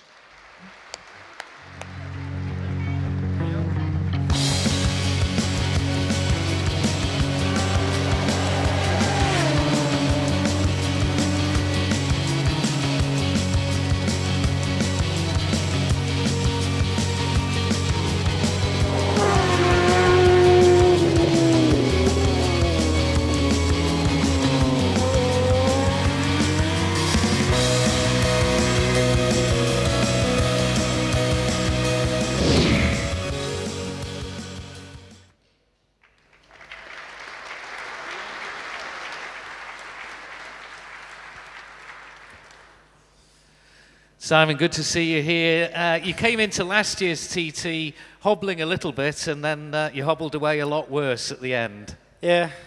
I got a few groans now. I groan when I sit down, and I have to groan when I get back up. So, body of a pensioner now. But yeah, doing all right. A lot better now than what I was last year.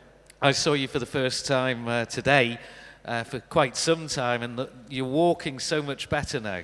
Yeah. And everyone's seen you over the winter with the TT Legends series as well, and you were cut up bad, weren't you? Yeah. I mean, smashed into the wall at 143 mile an hour. I'm not going to be dancing after that, am I?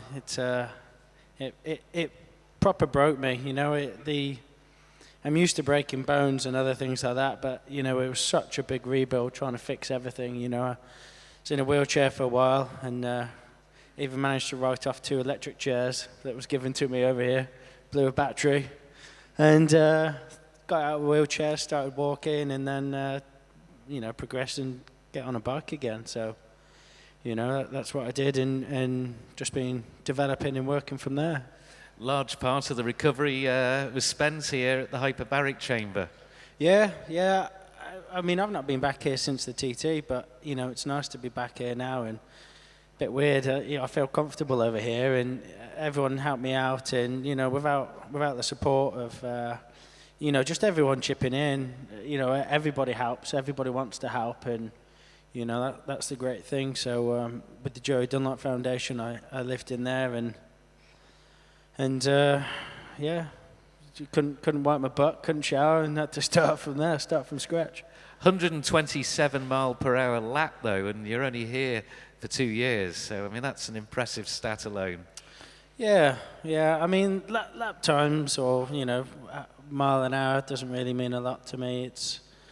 It's nice, and it's something I'm progressing. To gauge progress. Yeah, a little bit. You know, it's nice to know that you're moving forwards, but yeah, you've got to try and keep everything in proportion, and you know, I get a bit giddy and get all excited and want to do fast, but you know, I've got to try and stay calm, and obviously this year Honda want to keep me in one piece. Lesson learnt really then in many ways, yeah. The Royal Air Force's reserves, you can see it there on the chest, the team this year, or one of the teams, because Ice Valley is the other. Yeah. I thought I was going to get the flick from Honda, and then Neill rang me up and said, no, we want you to do more, and you know, the World Endurance is an important part to Honda, and you know, we've got a great team, the boys, you know, the 2 Michaels and John. We have a good crack. And the important thing was for me to get more seat time. So they switched the RAF team around and placed me in that, and doing some of the British Super Stocks, and a bit of continuity. They put me for the Northwest and the TT and everything like that. It's great, really, because, you know, Honda didn't want me to do any road racing, because I spent all year eating sponge cake and custard rather than doing the World Endurance. So I had to fight for that. It took me like a month or so to get, you know, try and convince them that, you know, I'd be quite good and not launch it this year and try and stay safe. And, you know, they let me do it, so it's good. I'm pleased. When you were coming back from the injuries, they showed a lot of faith, didn't they, in you? And we saw it on our television screens when they let you do that lap for the first lap that you'd done as you were making your recovery out there on the Legends bike. Yeah. I was at Cadwell the week before, and at BSB, and I walked from hospitality down to the paddock and absolutely chucked my ring up. I was on so much morphine and stuff like that. It was hateful. And then I sat with Neill pretty bored, and they needed a 4th rider for a reserve, so I said, I'll do it, give it a try. And where my shoulder dislocated and snapped, I couldn't get behind the bubble or the screen or anything like that. But that was the start of it. You know, Neill had faith in the decisions I make, and you know, I won't put them at jeopardy. But at the same time, I want to try and push, and Neill supported of that. So once we went there, I had issues, and then we left, came back, had more physio, you know, and tweaked things. And then the more riding I did, you know, the more issues or different problems that we had to solve. You've clearly, just before we go to Chris, shown real potential here at the Isle of Man. But have you had to fight to keep that side of your racing career going while you're involved with the Legends setup?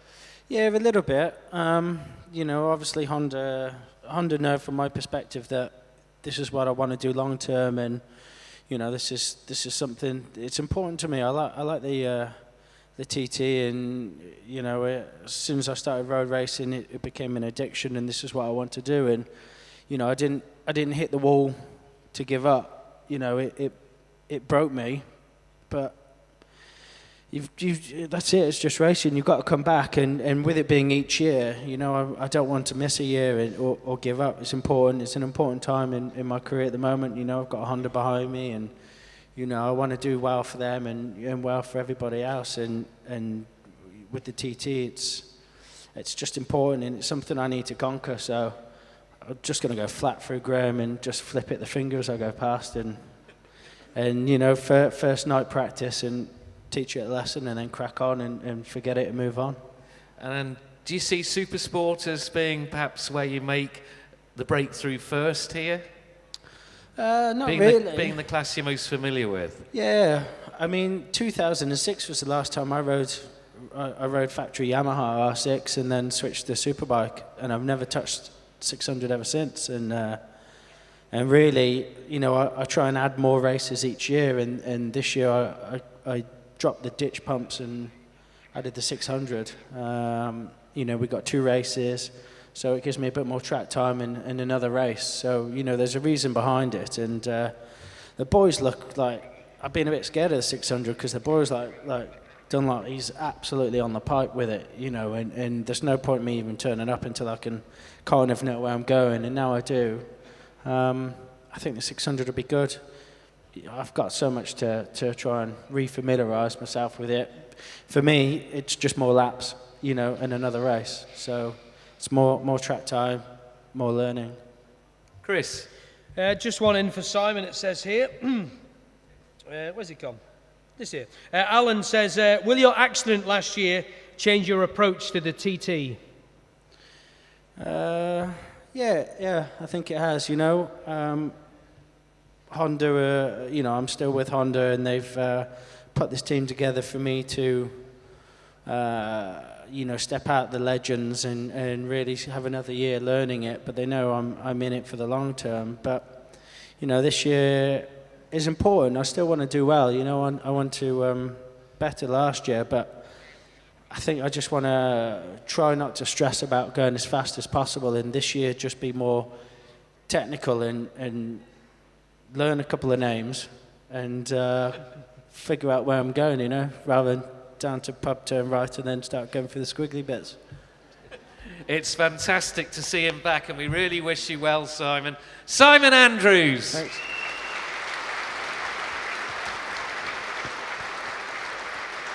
Good man, Simon. Teeny says, wants to say hello to the Isle of Man random riders that are in this evening. Hope you're having a good time. Daniel Smith says it's definitely better than doing schoolwork on a Wednesday night. Fair play, hope you get your exams. And Scott, I think it's Isla and all the guys at Scott Physiotherapy says, how much pink tape should we order for Simon? His spotter's already booked in at the physiotherapy place for the TT. They're busy ladies. Okay, one of the big stories from the off-season has been the news that Jack Valentine is bringing the iconic MV Agusta brand back to the Isle of Man TT, and that he has signed 2011 Supersport race winner Gary Johnson to head up his attack on the event. All eyes will be in this exciting combination in June, where they will be hoping to give the Italian marque its first TC success since Giacomo Agostini back in 1972. Please welcome Gary Johnson.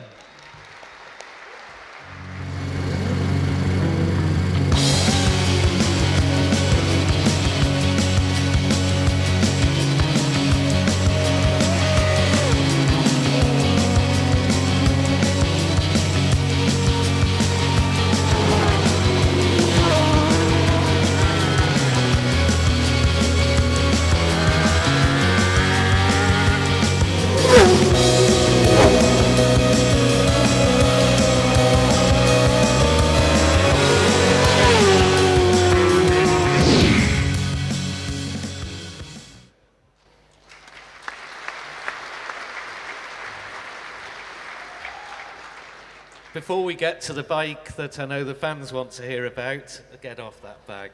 Before we get to... Steady. Look, my wife Jane bought me that. Yeah, I bet she did. Present. So there we are, staying. Right, other bikes first then. Honda a Superbike, I think it is, and Kawasaki for the Super Stock. Yeah, I've sort of like just made my own decisions on everything because I'm going to run that part of the team myself. And, you know, I had the Fireblade from 2011. I had a lot of stuff for it. So Fireblade has a good history around here. You know, it made sense to stick with the Fireblade. So Honda's helping us a little bit with them bits and bobs. So hopefully can get it handling well. It's definitely faster than what it was. So stuck with that one. And then Superstock. I had to choose a motorbike, and the Kawasaki's doing real well at all the international races as well as the TT, so decided to have a little bit of a change and you know, spice it up a bit and get a ZX-10. No doubt though what the headline is, the MV, Jack Valentine. What a project that's promises to be. Yeah, fantastic, innit? You know, I rode the old MV at the Manx in 08 on that 500 3-cylinder, and you know, it was just unreal. You know, unfortunately, I'm going to get to ride it again this year at the Manx. So, oh, maybe that hasn't been press release yet, but has now. Yeah, definitely. So it's to get to ride this new brand, the 675, and to put Jack in charge of it.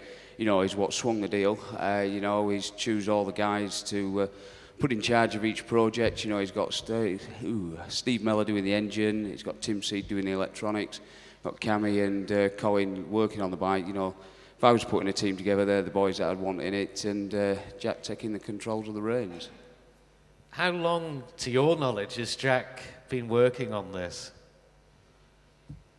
Well, he's been on it a fair old while, because obviously he talked to me in January about it, but it's been late coming together. You know, everyone seems to be saying that this year, and I'm no different with Jack. So he's got a good thing off MV, and you know, all we can go off at the minute is it hasn't been shown around the TT cars, so we don't know what it's going to be like.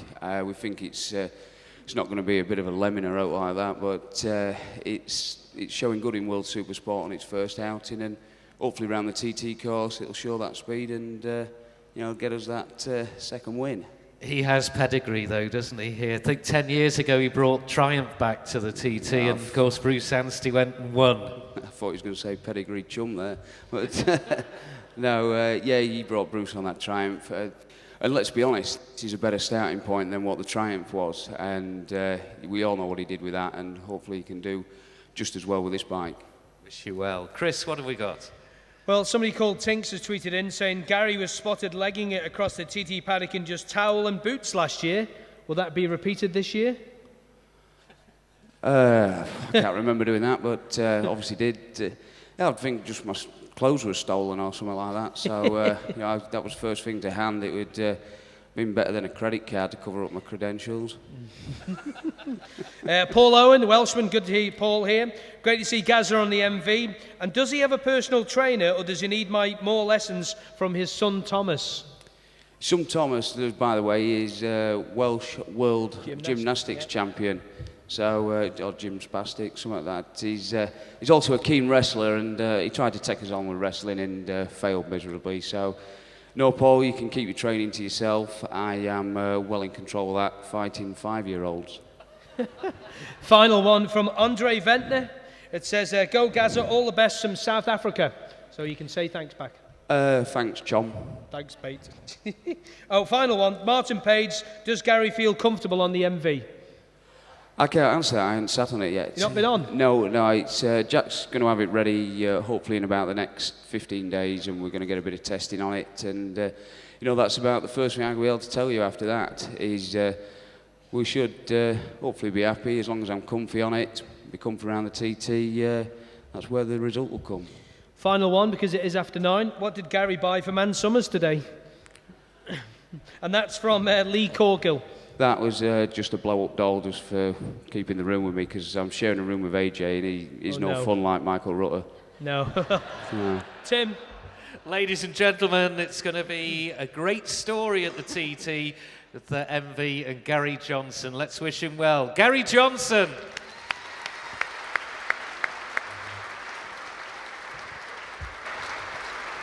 Now, I know loads of people are tweeting in with various things as well. I'm only picking out a few other things. Cameron Donald's been on, says he's sitting here waiting for the sun to come up in Australia.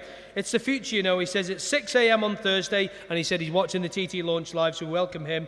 And what's this one here?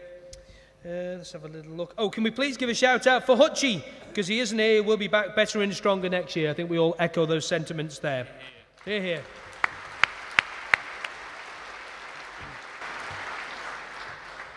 Despite this year being Ian Lougher's 29th year of TT competition, he remains a threat in all classes, as he did show last year, where he chalked up another 2 top 8 finishes to go on to his unique CV of TT results.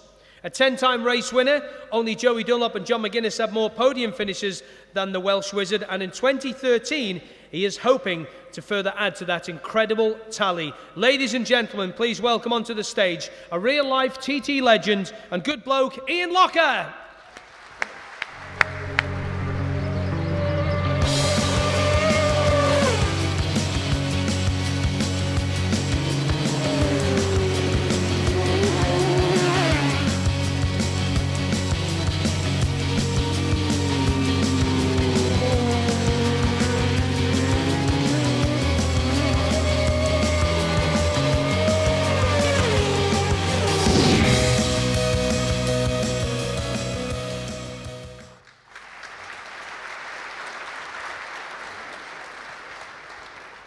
Just another year, but because you didn't know when it was mentioned at lunchtime today that it was your 29th year coming here to the Isle of Man TT. It's just a long time, isn't it? I don't know, one year blends into the other for me these days. Don't know, I'm that old, forget everything. Well, I'm going to say 29th TT, 29 podiums in your time, averaging 1 a year. Don't have to do too much maths on that, but 93 TT finishes. 93 TT finishes. Be better to be 93 wins, wouldn't it, really? You got 10. It's not a bad record at all, is it? It's not too bad, I suppose, yeah. But just keep going, you know, enjoy it, and just try and be competitive. And as long as I'm competitive, I'll keep going. But it gets harder. You know, the last couple of years has been a bit hard as far as the bikes and just setup, etc. You know, and it just sort of drags you down a little bit. You've gone back to Honda this year. Yeah. I've run Kawasaki's the last couple of years, and the big bike's been a bit hard work to get set up for my little frame, and 600 sort of lacked a little bit of pace. So I've got a fairly good sort of setup with some Hondas with W.E. Corliss and Jackson Racing. Alan Jackson, the son of a 3-time World Formula 2 champion from 1977-ish, 78, 79, I think. 3-time world champion he was. So a good bunch of guys, and looking forward to it. Should be put us back on the right track, hopefully. Anyway, Well, you may not have enjoyed the TT last year, but you certainly then went to the Ulster Grand Prix in a 2nd place in the Superstock. Yeah, it's just nice. Right on the pipe. It was just nice to prove I can still ride a motorbike, really. Sometimes you forget that. I had a 6 at the TT, which is okay, but it's nice to get up the sharp end a bit, and I forgot what the rostrum looks like. So spray a bit of champagne as well, yeah. Yeah. It was good. I knew that Michael Dunlop would be hard to live with. He was so fast in qualifying. He was actually faster, I think, on that bike than on his superbike. So I led the race first of all. Then our friend there, Guy, passed me, and I thought, well, if I can get in front of him again, and then Michael came past. If I hang on to him, then I'll be somewhere there near the sharp end. So just latched onto him when he came past, and he gave me a good tow. You clearly have a love affair with the TT. You wouldn't come for 29 years if you didn't like coming here. What is it about the current TT then that's really well, like we've said in the introduction, a lot of motorcycling classes around the world are struggling at the moment, but the TT seems to be thriving. Yeah, I think it's just the marketing that's gone on, and it's brought it into the 21st century, I guess. Thanks to a lot of people, behind the scenes, obviously Paul Phillips and a lot of the guys, and you guys, with it's sort of, it's just put it onto the main stage somehow. I think before it was sort of frowned on as being something that some loonies went and did. That was sort of dangerous and, sort of very unsavory. But it's now sort of captured the attention of the right media. And it's, it's very sort of encouraging, and I love it. I think it's great, and what can I say? It's just become a new, it's got its own identity now, where I think before it sort of lacked that, and it was sort of, we were talking about it last night actually, and we were saying that perhaps it's the motorcycle equivalent to the Grand National a little bit. It gets frowned on in some eyes, but it's become this once a year iconic event, and it's fantastic, and long may it continue. Well said, Ian. Chris. Ian, just a couple of tweets in. Paul Thomas says, just tell Ian he is awesome. That is all. Good tweet. Gary Dickinson, old sparring partner on the 250, says, good luck to Ian. Like a good wine, he just gets better. Red wine, probably knowing you. See you at Scarborough next week. Very good, thank you. You can buy me a glass there. Will Ian be doing Scarborough this year? Obviously, you've just answered that question there. And Marta, who I think is listening in Italy from memory, hand up, who really does Bray Hill flat out? Not me. Not you. John McGuinness, probably. Not many others. I've got one just to finish with, Chris, before we move on. Yeah. And I've been asked to ask if you found your coat at the hotel yet. That's another story. No, is the answer. Has anybody got it? Just keep searching around the Sefton Hotel. Yeah, it's gone missing. I thought you were being very butch down at Bradderhead, but it's only because you hadn't got your coat, wasn't it? Ladies and gentlemen, 29 years here, still, well, so enthusiastic about the event, and long may that continue. We love seeing him here. Ian Lougher.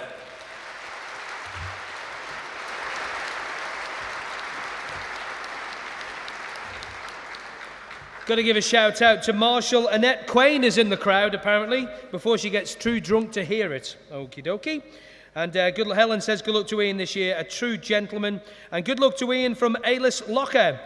Says from a fellow Taff and Lougher, good luck this year, do us proud, from Alice that is as well. One of the major factors in the TT's recent growth, as Ian's just touched on as well, has been the amazing impact of the TV coverage.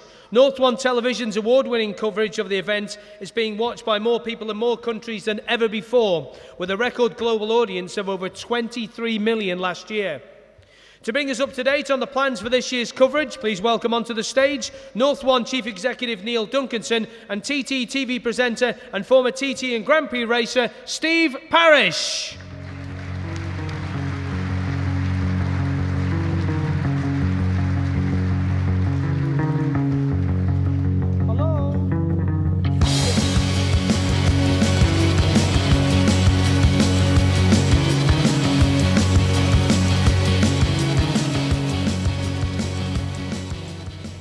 Well, Neill, first of all, that is some audience you've got then around the world. As Guy Martin would say, you couldn't put it in a phone box, could you? It's grown enormously. When we started, it was down around 8 million. We now are in 130 odd countries, and we started with about 35. So yeah, it's growing. And those 130 countries, it's worth saying, a lot of the stuff we see, the highlight shows on ITV4, the same day as the races, is repackaged and renosed for that country. Yeah, we make 25 different shows at each TT. Some of those go on ITV here, and others are translated into different languages and are shown all over the world. So last year we added China and India, for example. So suddenly there's a huge amount of interest there. and there's a Chinese manufacturer and a Chinese team coming this year. You're obviously happy with the team, obviously the likes of Steve and the rest of the gang, Jamie and co, and Craig as well. Same team this year? Same team this year. They're very cheap, and we can't pay too much more on ITV4's budgets. No, they're terrific. I think that it's gelled really well from 2009 when we started. We'll have Stevie Plater, part of the team, and Hutchie doing a bit as well. So I'm very happy with the way that they work, and I think audiences at home really appreciate their knowledge. And what about plans then for this year and the future? What can we look forward to? Well, we're adding bits and pieces. We experimented last year with a bit of telemetry with the Wilson Craig team. We want to add to that. I'd like to see a lot more teams involved with that telemetry collection. A few more bits and pieces, better onboard cameras. We're going to try the high motion camera on the start-finish line. That should be interesting. But I suppose the big challenge is live coverage. And I'm hoping we'll be able to get to that in the next year or two. I had hoped we would do that sooner, but the recession hasn't helped. And when Rupert Murdoch pleads poverty, you know there's a problem in broadcasting. Well, Steve, it does seem to be, and that's one thing that really does come across, a happy crew.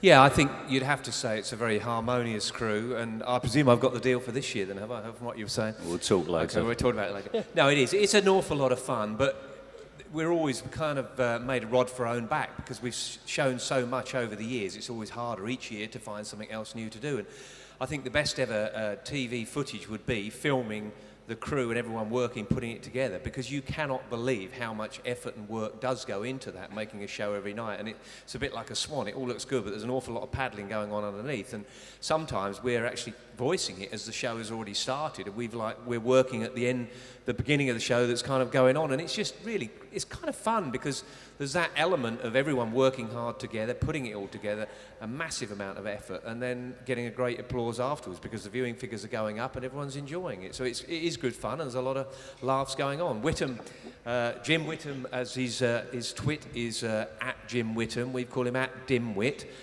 because I flicked the coin last year who was going the sidecar passenger, and he got it, and he had no idea I had a double-sided coin, so that was... got him fixed up there. Poor old Craig Doyle comes in the morning and he picks his cup up and it blows up, and there's a dog turd here and there's a fart machine there, and it's good fun. We have a lot of a crack. Definitely known as not just a racer and a commentator, but a great practical joker as well. Played one I saw it against Jonathan Ray, wasn't it, about noisy lovemaking? But that's for another day. But no, we'll get it. We won't talk about that. It is past 9 though. Chris, anything in for the boys? Because we've got a few other little bits to add on, because I know that you deal with the sponsor side as well, and one of our sponsors, of course, are Arai, so it's become part of the evening, this. One is here from a lady in America, says we'd love to have live coverage of it, live TV. I know they did do it quite a few years ago with Sky, wasn't it? I think it was 95, something like that. I think it was around that time. They tried to do live coverage. What are your thoughts on that, Neill? Well, we want to get there, clearly. The cost is a problem. Technology is bringing that cost down. I think we'll get there within the next 2 years. There you go. So there's from a lady in America on that. Another one here says, Cakey Spooner at Team Crumble. Maximum respect for Steve Parrish after I witnessed him applaud every single finisher at last year's lightweight TT.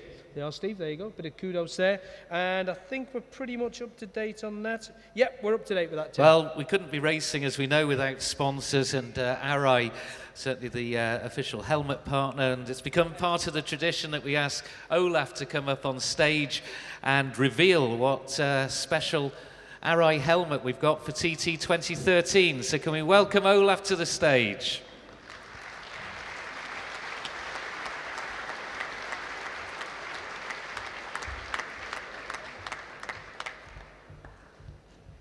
If you could just take the mic there from Steve. Thanks, Steve. Hello, everybody. Olaf, this has become part of the tradition. Can we see the helmet, or are you going to get the boys up to do that first? I think it's better to have the boys here and that they unveil it. Okay.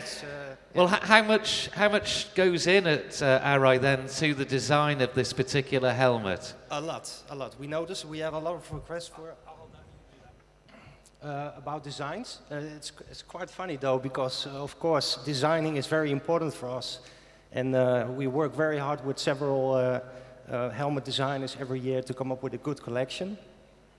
Especially this helmet is made by Aldo Drury. He's one of the most famous helmet designers actually out there. Not only helmets, but also he's responsible for the top teams in the MotoGP. He's doing all the leverage of the bikes in the paddock in total with the workshops.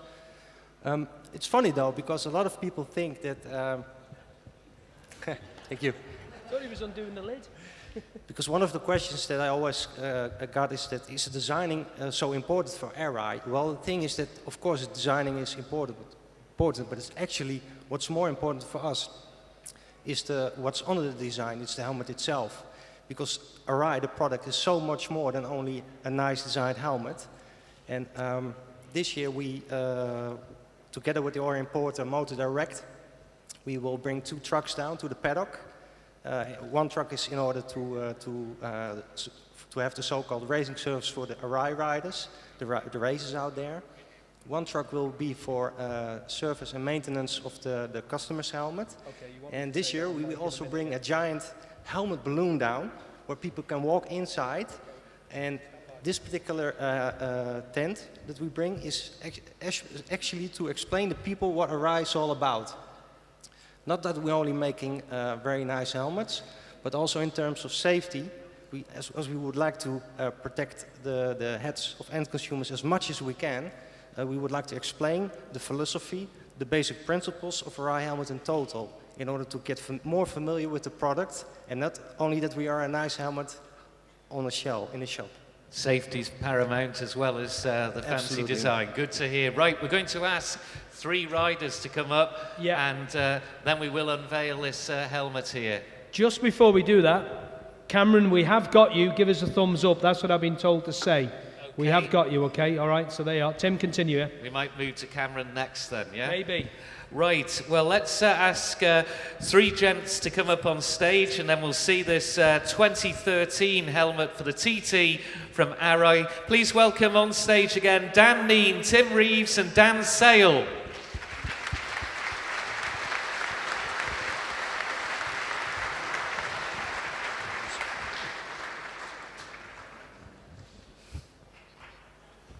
Come on, men.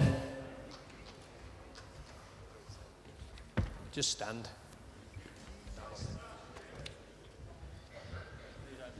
Right, who's going to open it then? You, Tim, straight in. Just watch he doesn't go off with that. Well, what do you think?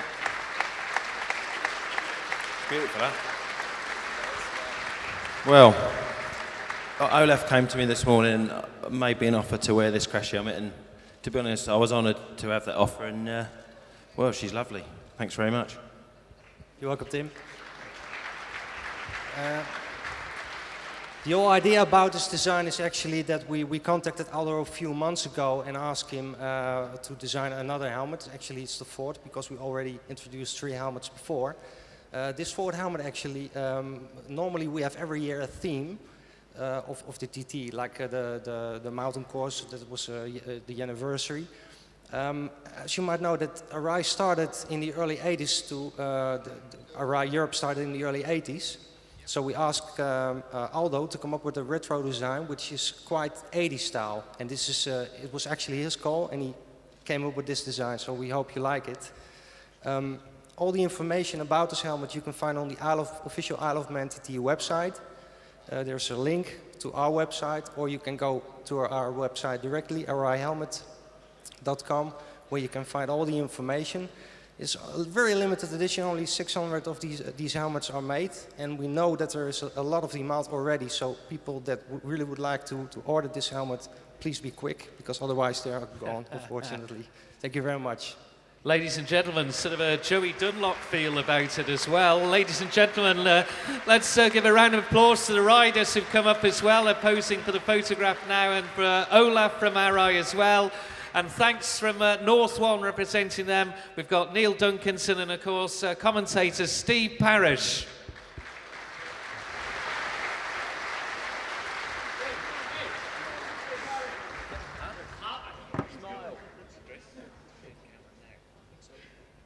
We'll just hold the world off while they take pictures again. Have you done? Come on, gentlemen, ladies. Okay. Yeah. Okay. It stayed on looks stage. Well. I know. Yeah. Right, I think we might be ready for something a bit groundbreaking. I'm not sure if we are or not. We're just waiting for the nod and see if he's up on screen there. Let's see if Dan, if you can bring him up. Are we going to have a change? Oh, no. Okay, we're going to go rider instead. Okay. We are. Change. But we'll get back to him. We'll get back to it. It's technology at its best, this is. Bruce Anstey continues to defy logic with his blistering pace and consistent visits to the TT podium. 2012 was no different, with Bruce managing to win the Monster Energy Supersport TT race from Cameron Donald in what turned out to be the second closest finish in TT history. Many words are being used to describe Bruce. Legend and enigma are two of them, while describing one of the greatest TT riders of the modern era who is enjoying a new lease of life since he joined the Padgett's team. Let's hear from the man himself. Ladies and gentlemen, please welcome and show your appreciation for 9 times TT winner, Bruce Anstey.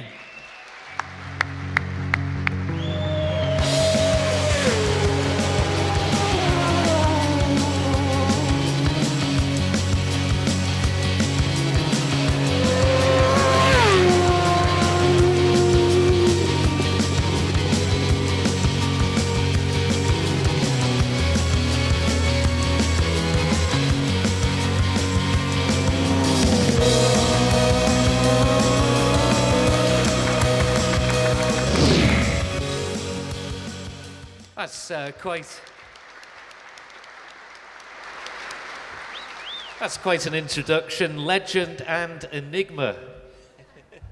Yep. What can I say? But I think with 9 TT wins and well up that all-time list, I think legend is more appropriate. Okay. Do you ever feel there could have been more, though, than the 9 you've already got? Yeah, I don't want to go there. I think I can't count the many times I've been actually leading races and breaking down, so it could have been more, but I'm happy with 9. Because the latest one was the second closest TT finish in history, and we thought we were going to have Cameron ahead of you, but once again you've come on stage and finished ahead of Cameron again. Yeah, that was a good race. I really enjoyed it. It was just so close, like especially coming over the mountains, probably the hardest I've ridden over the mountain for a long while, and all I could keep seeing was +0-0, +0-0, and then I got on to start-finish straight. I started to run out of fuel, and I thought it was that close. I'd lost it, but then I found out that I won it. Then he hopped over the line, was it? It's Yep. starting to go, yeah. Paul Phillips has quite rightly informed me before we've come on stage that you are, in fact, the fastest rider around the mountain course over the last 2 years. Okay, that's good. Pretty good, that, isn't it? Yeah. That's not bad. Problem is, it's only the one lap. I think to beat John, I'm going to have to do 6 of those. We'll see how we go. It's early on in the races that you've sometimes blamed yourself. Yeah, just some years I can go fast, start with, and then I break down. And then others, I take a while to get going, and then I'm fast at the end of the race. So Depends one day I'll get it in the middle there somewhere. It depends which side of bed you get out of, really, doesn't it? Yeah. Yeah, definitely. Padgett's, though, and you with your laid-back style, it seems a really good combination. Yeah, no, it works really well. It's like get on really well with Clive. He sort of brings me up every now and again. He says, "You're the man. You're going to win it." And then he'll just go on about the bikes, how much work he's done to the bikes, and this and that. So, no, I'm really enjoying it at the moment.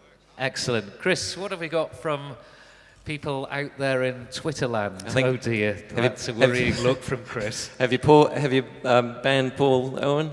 Yes, funnily enough. Is it true that Bruce is sponsored by hot chocolate? Not the group. Yeah. Will Bruce's duvet be making an appearance like last year at the Northwest 200 and the TT? That was cold, wasn't it? Hey, that was cold. Mark Fitzgerald, does Bruce know he has his own line at Ballacrane? Back wheel under the bales on the exit is the only rider that does it. I only did it once. Once was enough. Once was enough, okay. And Paul Thomas says, Bruce, wake up, you're on. Another one there, and a couple others there, and a lot of people come out at the helmet. Marta again's on from Italy, one of the very best on stage now. And, just come on. Modern technology, thank you. Bruce, what time did you get to bed last night, says Gary Johnson. And more important, out of bed. I got there on time. Got there on time, all right, okay.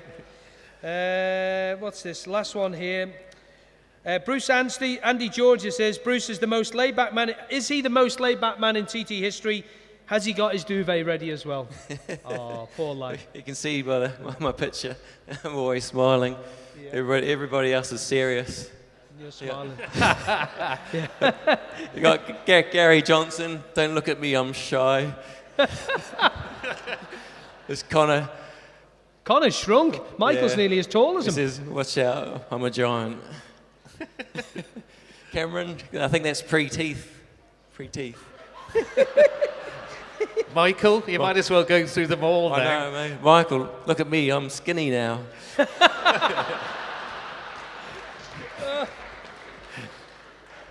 John, we'll go for John. I'm the daddy. Yeah. Guy Martin, lights are on, but there's nobody home.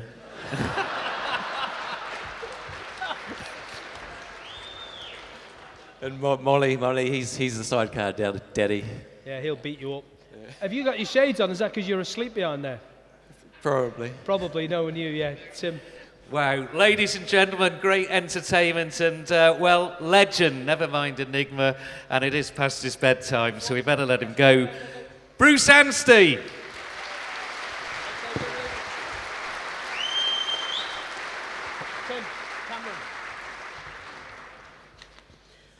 Just had another one in from, where's it gone? It's down here. Ian Hutchinson's been on. He obviously heard what you guys was later on. Thanks very much for the shout out. I appreciate everyone's support. Just wish the evening had started at 8 as you missed Coronation Street. Never mind. And what else have we got here? Wendy says, I really should go to bed, but I'm still waiting to hear for Josh Brooks to appear. Well, stay up. Don't go to bed just yet. Australian Cameron Donald went so close to victory at the 2012 TT races, finishing runner-up 3 times and looking like the only man capable of running at John McGuinness's pace in the superbike class. Despite rumours that he had retired from road racing, Cameron is coming back to try and put right last year's wrongs. He starts his 3rd successive season in the colours of Wilson Craig Racing. Cameron is actually still in Australia at the moment, so hopefully we can link up with him now through the wonders of modern technology and find out how his plans are coming along ahead of this year's TT. Ladies and gentlemen, via video link from Australia, Cameron Donald.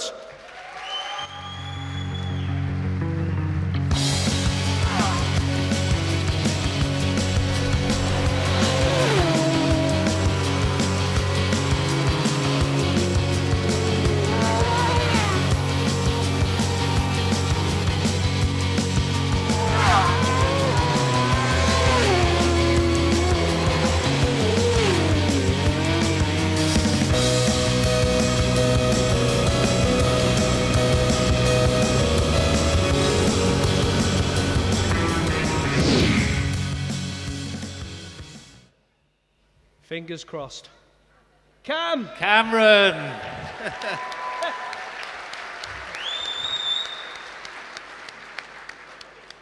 Cameron, it's Tim Glover here. You do realise you are making history at the TT press launch here with a video link from the other side of the world. Yeah, pretty amazing. 3rd year at Wilson Craig. Obviously, you're happy with the setup there. Yeah, absolutely. I mean, things worked well last year, so don't change it. Just move forward. Looking forward to this year with the same crew and the same bike. I've got to ask you about the beard. Yeah, well, season, time to let the hair down and just kept letting it down, basically. You're spending more time, I believe, in Australia this year. That's led to you leaving the TT Honda Legends team. But congratulations on your engagement, and we wish you well with that. But you need to spend more time, or was it the snow that you heard of here? Yeah, well, look, I mean, it was time to start in Australia. Opportunities here, work-wise, likewise, trying to build a house and whatnot. So hard to be 2 people at once.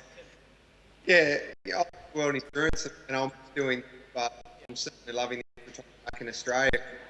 Turns out I'm getting a lot of time back in weather anyways. All right. Pretty. Cameron, it's been great to speak to you. We think a work in progress, I think, for next year. Great to see you here next month. Look forward to seeing you. And thank you for not being on the dunny as well when you answered. Yeah, thanks. I hope it gets better in the next month. So there we are, Cameron Donald. Give a round of applause. Top man. Apologies for breaking up a little bit there, but hey, you know, it never works like that on my Skype. It was all right. Newcomers at the TT are always a subject that gets the fans interested, not least due to the results of many of them over the past couple of years, with 120-mile-an-hour laps fast becoming the benchmark for a mountain circuit rookie. This year's intake could be the best yet, with an amazing lineup of talented riders from across the globe, and we're going to catch up with 4 of them right now.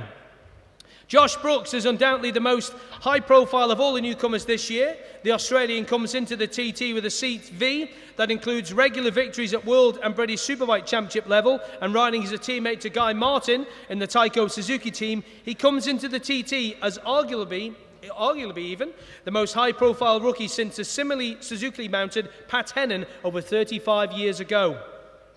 Austrian Horst Seger is a veteran of the World Endurance Championship who showed his road racing credentials last September when he split TT aces Gary Johnson and Connor Cummins in the result sheet at the Macau Grand Prix on his way to 5th place. Will you leave your man bag alone, please? There's 4 of them. I'm making a seat here. South African hotshot AJ Ventnor has plied his trade in the British Championship in recent years, but gets to fulfill a lifelong dream this year when he makes his TT debut, lining up for the DP coal planning team who oversaw the TT debuts of Cameron Donald, David Johnson and Jimmy Storer. And from the Isle of Man, we have Gavin Hunt, son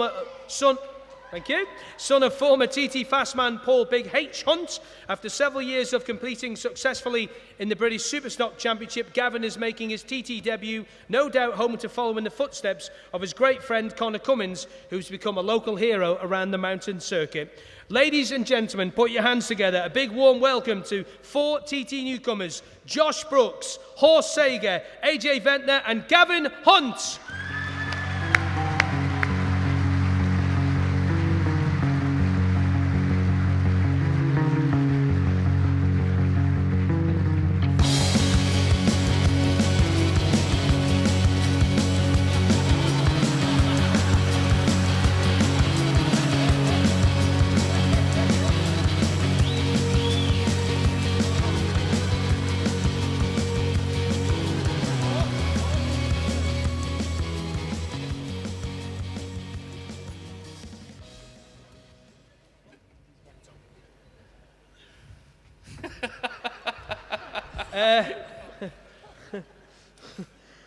We'll let him enjoy that. We'll talk to Horst first. You're with, just give you the microphone there, with your own team from Kawasaki, Switzerland, and a long time, obviously, in world endurance, and now, perhaps the ultimate challenge, the TT. Yes, I think it's the ultimate challenge. When I make the first lap here with the Ford Fiesta, I thought, if I go now 3 times faster, this is the ultimate challenge. We wish you well with that, but your own team, at least you're having input into that team. It's your setup. Yes, it's all mine. I write for the newspapers, I build up the bikes with my friends, I make everything, searching for the money, everything. Let's have a word with Josh, who billed as the highest profile newcomer, well, since at least Steve Plater in 2007. Steve Plater, 125.8 in his first year. That's the newcomer's record. What sort of expectations, though, is Josh Brooks bringing to the TT? No, that's the wrong question for me. There's just no expectations. You've got to do your own thing, There's just no expectations on the first year. People, it's a regular question, and like I was born at a young age, but I'm not stupid enough to try and prove anything on the first year. This is just going to be a great experience for me. So let's not put too much pressure on it just yet. I mean, I've already had to take up cigarettes because of the stress, you know. So you've got to good people, though, in the Taiko Suzuki camp, and Philip Neill, who I know is more involved in the short circuits with you, but Hector's definitely going to be having a say, if you can understand him, at the TT. Yeah, they're both awesome guys. That's part of the reason why I wanted to get the TT ambition started now, and having such a great crew of people around me that have got so much experience, it just makes perfect sense to do it now. You know, whilst the opportunity's here, I don't want it to be years later and then go, oh, I wish I had have. And, you know, Hector's super pumped. He was, you know, as soon as I mentioned it, he goes, give me that man's hand. I got to shake his hand, you know, basically to get the deal sealed, where Philip was like, yeah, sure, you want to do this, you know? So, no, it's great to have such an ideal team to be a part of, and get the opportunity. I actually feel a little bit like out of place, even being here. You know, I've not done anything to prove my worth yet. So, you know, to be in a factory team, I feel like it's a bit of a gift. You know. Are you trying to claim that's a man bag? Yeah, I'm on the same. I'm on your level. Good man. Let's move over here. AJ, great to see you here, and the DP cold planning team. Planing. DP cold planing. Sorry, I'm getting it wrong. Thank you. DP cold planing. Let me get that right. A great team, though, to come in with as a newcomer. Just seen Cameron. He was, of course, his first year with the team. Yeah, you know, obviously Mick put the thing together, him and Paul Phillips, and you know, everyone's been very good. I've had a lot of help from the guys, Gary Johnson and them. You know, everyone that, as we've come here, you know, they've made me feel welcome, and like Josh said, there's no pressure. I've always wanted to be here, you know. It's been a lifelong dream for me to come across the TT and have a ride around. So for them to give me the opportunity, and I mean, Mick's a great guy as well. I've had a lot of chats with him on the phone and that, and he's only ever got positive things to say, you know, and no pressure. So all guns blazing. And from a newcomer's perspective, just talk through the role of the rider liaison officers in dealing with you guys, the role that Richard Milky Quayle and the rest do for you.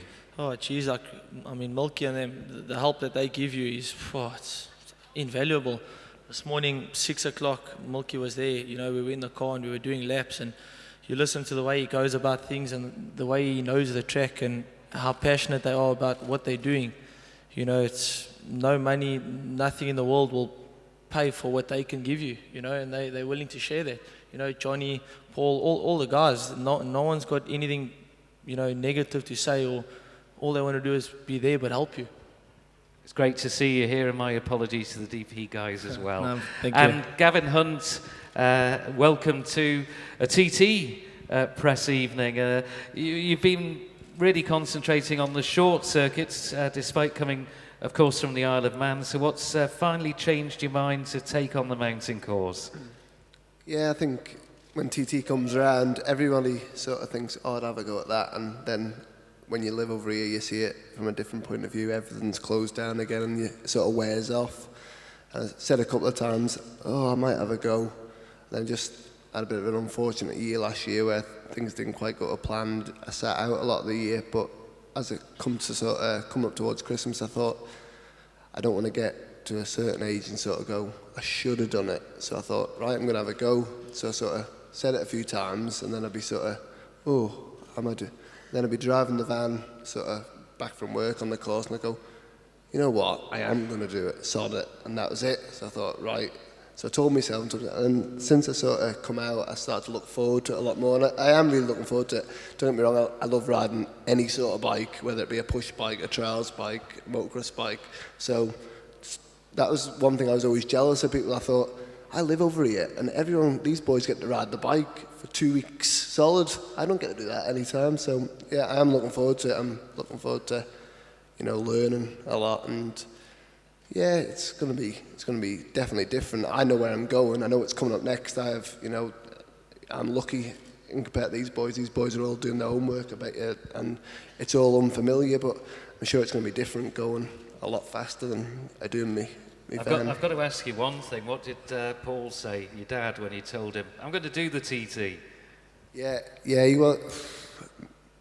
he wasn't the best pleased. Me mum was probably a little bit more, oh, whatever you do, I'll support you, a bit nervous. But my dad, well, I don't know, he sort of looked at me and oh, whatever, and just sort of said, I think you're doing it for the wrong reasons. Oh. But he just sort of tried to do the fatherly thing and talked me out of it, I think. Very hypocritical, I think, isn't it? We got some questions, Chris? Bad Girl Bex has been on for Josh and says he deserves to be up there. You helped her get ranked 6th in the MCN Fantasy Bike League with his BSB performance last year. So she says thanks for that. Tink says, I've said it last year and I'll say it again. Milky and Co are legends for what they continue to contribute with these newcomers and the host of other newcomers that will be coming this year. And Boris says, TT Cam, what's with the Aussies? Cam Donald was easier to understand than Brooksy. No idea. What about that beard? I don't get that at all. We'll have to have a word with Cam. And I think that's about it, Tim, I think. Well, let's give a big hand to the lifeblood of the TT. We always need newcomers to come and spice things up. We look forward to seeing their progress as well. Gavin Hunt, AJ Ventnor, we've got Horst Sager and Josh Brooks. Gav, step.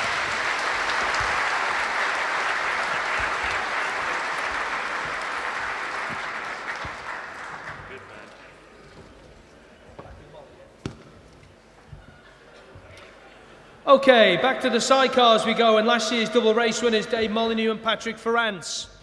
When introducing Dave Molyneux last year, we ran you through his TT-CV, which has been further improved 12 months on.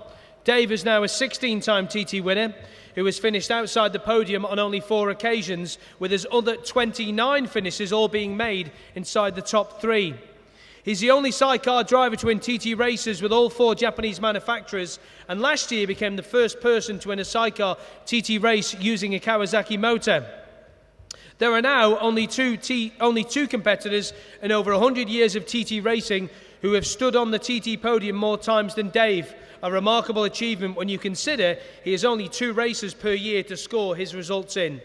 Starting at number 1, Dave will once again be joined by his former World Championship winning passenger Patrick Farrance, looking to defend their title, and the pair will start as race favourites in the year that Dave turns 50. Ladies and gentlemen, please welcome sidecar legend Dave Molyneux and Patrick Farrance.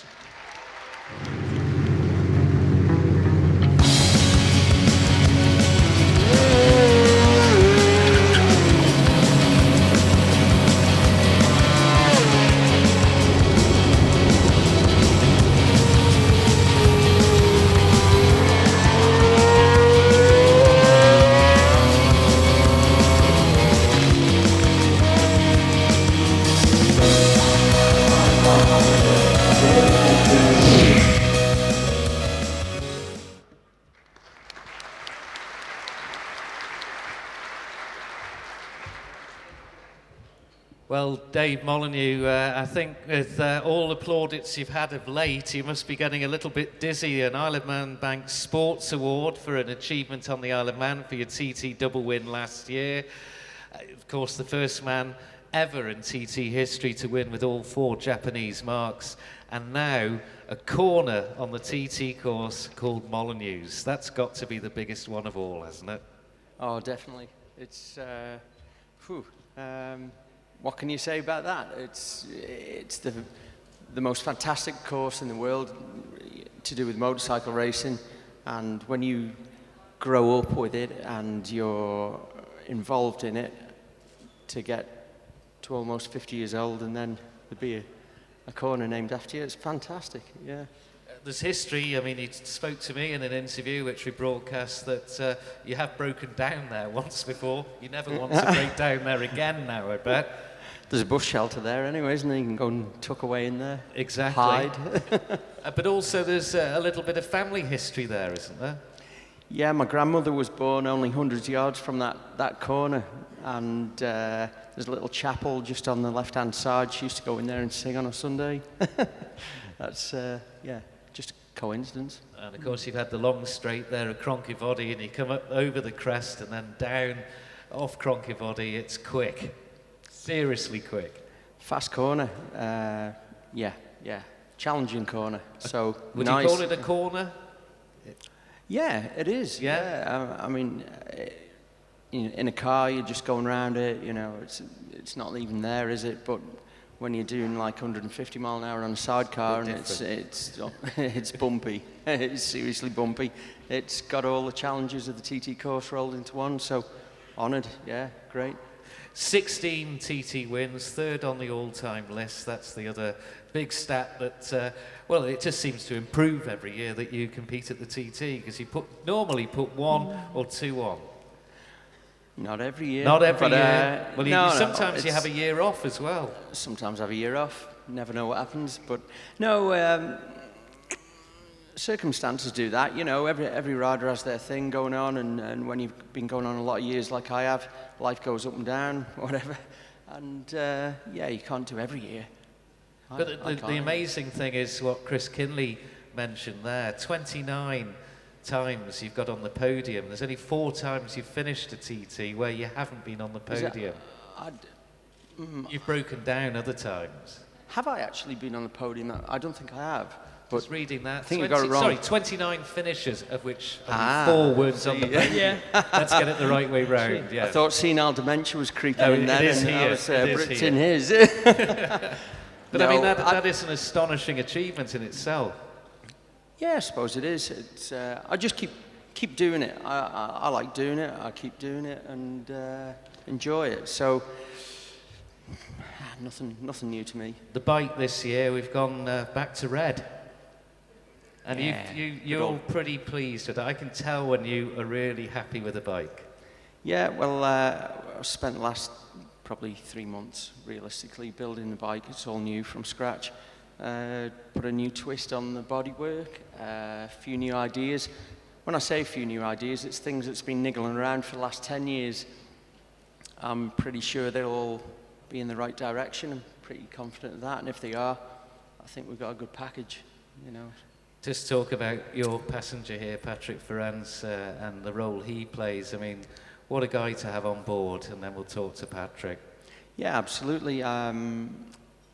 Team effort, 100%. That's in the garage and on the track. And Patrick, I've got a great guy there in that he's young, he's keep fit fanatic, and he's ex-world champion as well as TT winner now. You know, you don't get that pedigree through being just a middle-of-the-road guy. He's got something special, and that's good for me. You know, I don't even need to think about him. As bad as that sounds, you know, I can just... All sidecar drivers just don't want to think about their passenger. They're the last thing on their mind. And success comes with that kind of pedigree, you know, of Patrick. Well done on all the acknowledgements that you've had in recent times. and great. Fully well deserved as well. And I have to say that as well. Let's have a chat with Patrick.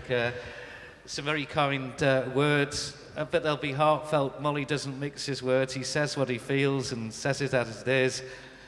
Yeah, I mean, everybody knows Molly. He's always been like that, and he rubs people up the wrong way sometimes, but you've got to speak your mind, and it's... I'm pretty much the same way, and we get on great. And like at the beginning of the show, you said about Dave being an innovator of the sport. He comes back every year with new things, and he spent all winter building that bike. Started with just bench full of tubes, and he's built it all himself. And he puts things new every year in the bike, and it comes back, and it's better. It's that he's still got that drive to win, and it's emulated. I still want to win, and it's we're the ones to beat. We come here with number 1. But we've got a lot of competitors. Tim is 4 times world champion now. Dan's equally as good. He's got 7 TT wins, 6 TT wins. And Birchall's world champions. The competition's hot, so you've got to keep coming back. And Dave understands that, and he just does it every year. It's brilliant. World champion and now a TT winner. Both obviously mean a lot to you, but try and compare the two if you would. It's hard. The TT's a completely different discipline. Everything's got to be right on the day. Dave's got to be on form. I've got to be on form. The bike, everything, the engines. It is man and machine against track. You're not racing against each other. But equally, the World Championship. It's a World Championship. It's the top of the sport. They're equally important to me, both achievements. But for another TT win, it would mean just the same. I'm coming back this year. I'm still as hungry to win, and that's what we're aiming to do. We wish you well, and another important achievement last year for you was family as well, which I always will remember. That unbelievable, and could be a repeat, really, could it? It could repeat. Yeah, I've got a week before TT last year, I ended up delivering my baby boy on the living room floor, and I'm brilliant at timing. Timing's my key, and we've actually got another one due this year, which is it's actually due on the second race day on the 5th of June. So. You need to tuck it away in September this year, I think. Yeah, that's it. I've got an understanding wife. It's yeah. We are very blessed, as we will find as well with our next and final guest as well, to have the second and third most successful riders in TT history still competing at the TT. Something I think that's overlooked a lot of times. Right. Dave, a question from a guy called Martin Cord who says, ask Dave how many years does he intend racing on at the TT? Oh, God. Good question. As long as I feel fit and healthy enough to do it and competitive, that's it in a nutshell, really. Yeah. And the guys at Scott Physiotherapy say, huge thanks to legend Dave Molyneux. The reason Scott Physio got into fixing races, she says. Oh, they're top people. God, got me sorted, and a number of other guys after that that I know of. Anyway, you know, shoulder was hanging after 2006 accident. Don't know if I'd have actually raced again after that, to be perfectly honest, because Isla just put us in the right direction of the right surgeon and all that sort of thing. Within 9 months, things were getting back to normal, and that was it. So, thanks to Isla and Ben and the team at Scott Physiotherapy. Okay, Tim. Tim. Fantastic. Well, let's wish him well. As 16-time TT winner Dave Molyneux and 2-time TT winner Patrick Farrance.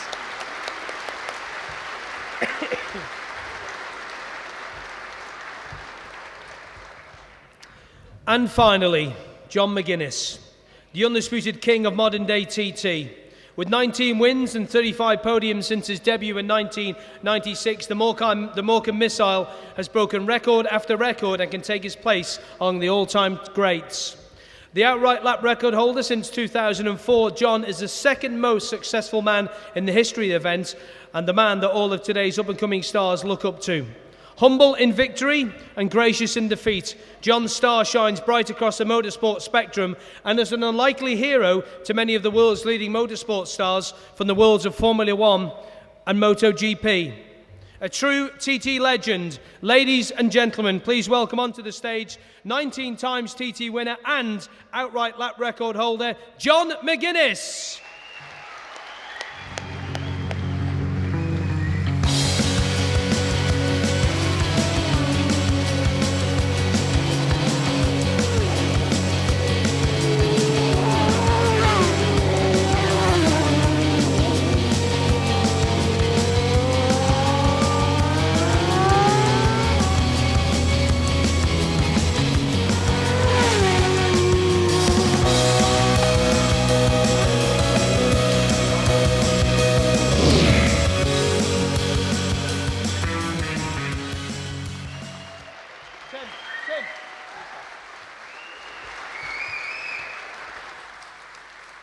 Now, John did send a tweet in about half an hour ago that you've got Ian Lougher's jacket and there's no money in it.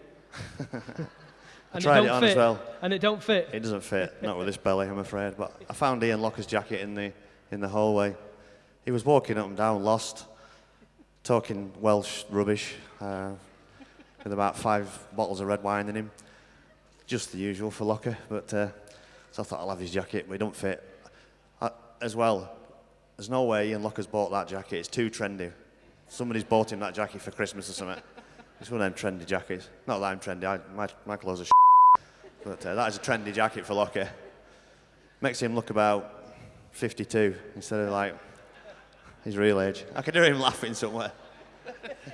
I'll also, while we're on the subject of other riders, let you get a little word in back at Michael Rutter and Michael Dunlop, and then we'll talk about John McGuinness and the TT. We've got Yeah, I was listening to them two toss bags. Michael Rutter, I've got a famous dad. Obviously, I get some sponsorship. Blagged his way through his whole career. Won a wet 600 race and 2 electric bike races. You know, Michael's coming good. Well, we'll move on from there. But I think I went into the sound room and I think I might have stitched them up here, I think. Should we just... Are we going to... That'll get you back, Rutter, you knobber.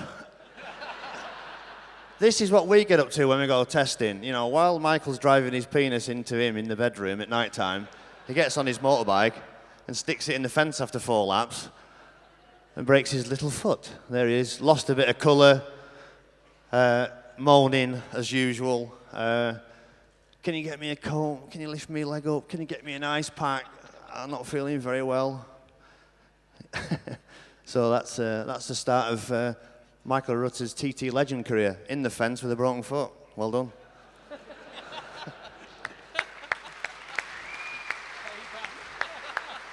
I better not show what else is on my phone, but I've got another one. Paul? Have got another one? That's Michael Dunlop. Well, like you said, we had a 9-hour drive from where were we? Miraval in France to Valencia.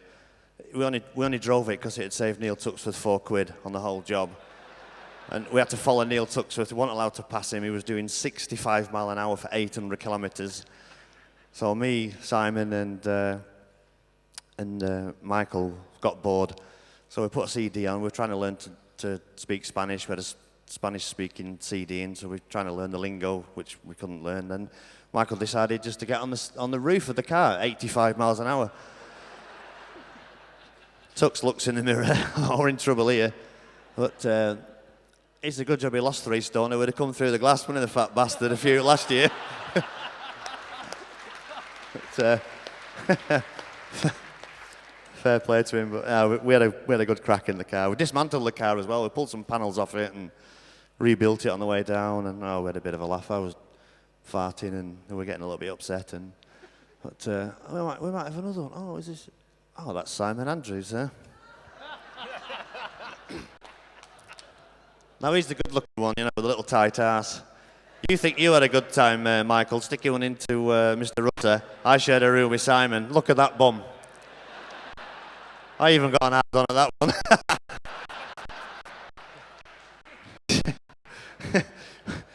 Climbed out of the bedroom window onto the balcony and just nuded up. I have no idea why. Really random, but you know, apart from a bit of 2-wheel action, this is a little bit of crack what we do get up to. And literally a crack, but what we get up to when we go racing. Anyway, moving on. Mike, that was brilliant. Michael Dunlop, though, with Honda, it's going to be quite a challenge. Yeah, for sure. You know, they can't overlook Michael Dunlop. You know, he's fast, he's young, he's hungry. You know, he's won 3 TTs. I think he's only just 24 years old and won 3 TTs. You know, I didn't start my TT career till I was 25 years old, so he's three wins ahead of me and a year younger than me when I first started. So, you know, the lad's strong, he's fast, and you know, I sort of look forward to working with him. Everybody says, "Oh, what are you going to do?" and one thing and another. But you know, I've had teammates in the past. I've been teammates with obviously his great uncle, obviously Joey, and you know, I've raced with some of the best. And you know, Michael's come into the team, and we travel together, a bit of crack together, a bit of fun together. You know, he's a bit rough and a bit raw around the edges and stuff. But we all were at that age, you know. But he's got a fantastic, bright future, and if I can help him out in any way, I will do. Even though he doesn't believe me, he just thinks I talk a lot of shite. I'm just steering him up the wrong path, but you know, I actually do want to see him succeed and be safe. And it's we have some respect talking while I'm talking. He's going to take your photo now while you're talking. Yeah, it's going to be interesting. You know, we don't know what we're going to get from him, and you know, as long as he's in one piece at the end of it, and we all have a good race and put on a good show, that's what it's all about. You know. And it is like the old days, isn't it, with 3 riders riding for the main factory Honda team. Yeah, it's like going back 10 years maybe with McAllens and Nick Jeffries and Joey and all the boys, and you know, this is how serious they do take it. And you know, it's a real strong team. You know, I've been around for a while. Michael's been around for a while. Michael Rutter. You know, he's going to be strong, and obviously Dunlop, the young kid, who's we'll all be good. It'll all be, you know, just be. All three of us are pretty strong, and at the end of the day, the best man's going to win on the day, and we'll see what happens. You have an amazing record, though. There we go. A great record, though, on the big bikes. If you finish, you win.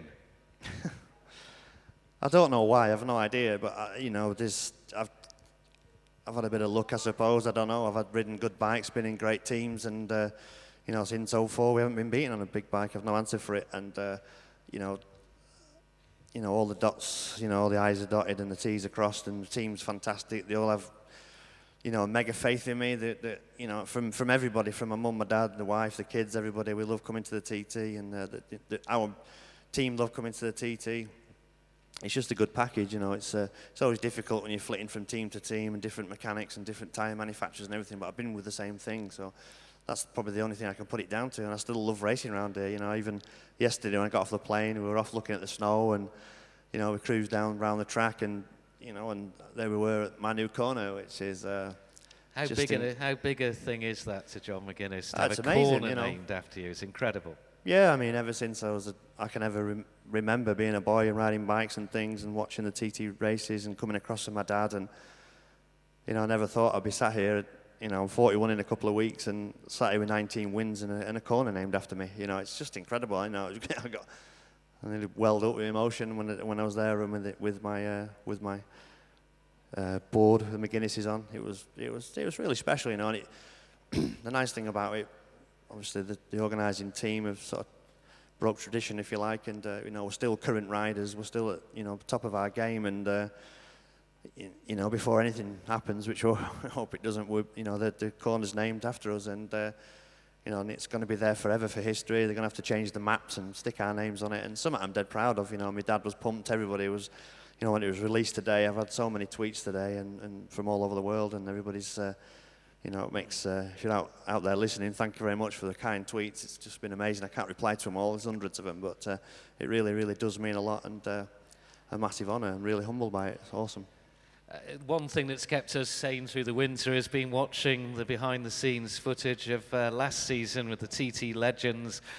A fantastic series, and it really brings across just how hard that series is. Yeah, did you see the state of me? I looked like a road accident. Flipping. It's hard. It's so tough, and it just shows you the behind the scenes of what it's like when you're watching the telly. You're just watching bikes go around. You don't see that, but when you know, lifting Simon Andrews off the bike at 3 o'clock in the morning, and it's incredibly tough. You know, you've got to wonder what the hell you're doing at 3 in the morning after you've done. It's 3 o'clock in the morning. It's pitch black. It's 4 degrees. You've still got 12 hours to go. You know, you're only just halfway there, and. You know, we did just short of 900 laps. We did 400 litres of fuel, you know, 27 sets of tyres, a set of brake pads. You know, it's ridiculous, really. But so much, we've got to put oil in the bike after so many hours. But it just shows how tough it is. It's not easy, you know. And when we went to Suzuka as well, 40 degrees, nearly 100% humidity. You know, if you stand there naked, it's going to be hard, never mind putting your leathers on and sitting on the grid. And you know, the reason why I started the race because I've got a great big radiator, massive piss tank, so I wasn't getting rid of the fluid as fast as Jason O'Halloran because he's like a pipe cleaner, and he was just losing weight that fast he would have keeled over. So they had to just plonk me on the grid for 40 minutes while they introduced all the riders and samurai sword axe and all sorts of crap going on. It was like, get the race going for sake, you know. I stood there, I'm like just sweating like a so it's not easy, but. It really, really is not easy, I can assure you. It's a tough thing. And, you know, when I didn't actually believe how hard it was, I didn't give the riders the respect that they were due. You know, I thought World Endurance, well, maybe stick it on the podium. You know, it's not easy. You know, they do lap after lap after lap at the same speed, in traffic, in 4 degrees, in the pitch black, in the sunshine. They're so fast, and, you know, it's not easy. But we'll keep going. We'll do our best, and hopefully we'll stand on the podium this year. Sure, we've got some questions, Chris, from Twitterland. We have. James Haley tweets us in. Question for John. If you beat Joey Dunlop's record, will you be thinking about retiring from the TT? If I beat Joey Dunlop's record, I won't be able to step foot back on Ireland. That'll be me done. It'll be kneecaps will be off. Do you know, I don't think about it, you know. Every time I speak to a journalist or something, they want to know about it, and I don't actually think about it until you drive it into me about beating Joey's record. But you know, if you were 25 years old and you just started your TT, and they said to you, you'll win 7 TTs in your career, you'd sort of take that and be happy. So I'm a long, long way off, and you know, I was Joey's teammate in 2000. He was 48 years old, and I've said it before. I can't imagine being 48 years old and winning 3 TTs in a week. It just doesn't seem, you know, possible. But he did it, which was amazing, on a 1.25 two-stroke, which we don't see anymore, to a great big wobbly superbike. So it was incredible. But I'll just take year by year and see what happens. And you know, if we do, it'll be the icing on the cake. If we don't, it doesn't really matter. And you know, as long as we're in one piece at the end of it all, and we can talk about it and go and stand at McGuinness's corner, you know, with I have to say it, a Bombay Sapphire. We've got a little joke going between us tonight. Apparently, where's he? Reeves, he got it in 4 times tonight. Bombay Sapphire, Bombay Sapphire, Bombay Sapphire. There you go, 5 times. Yeah, we'll stand there, and I'll just tell everybody he's through there, or he's fast and all that. I used to go flat out through here and that, just stand there. I'll be about 18 stone by then. And you know, with a box of sandwiches and stuff, but as long as we're in one piece at the end of it. But the 26 wins, I don't know, you know. If I did 26, it'd be amazing to finish at that, you know. But the amazing thing would be if I got 26 and Joey was actually in the winner's enclosure to speak to him about it. That would be the icing on the cake.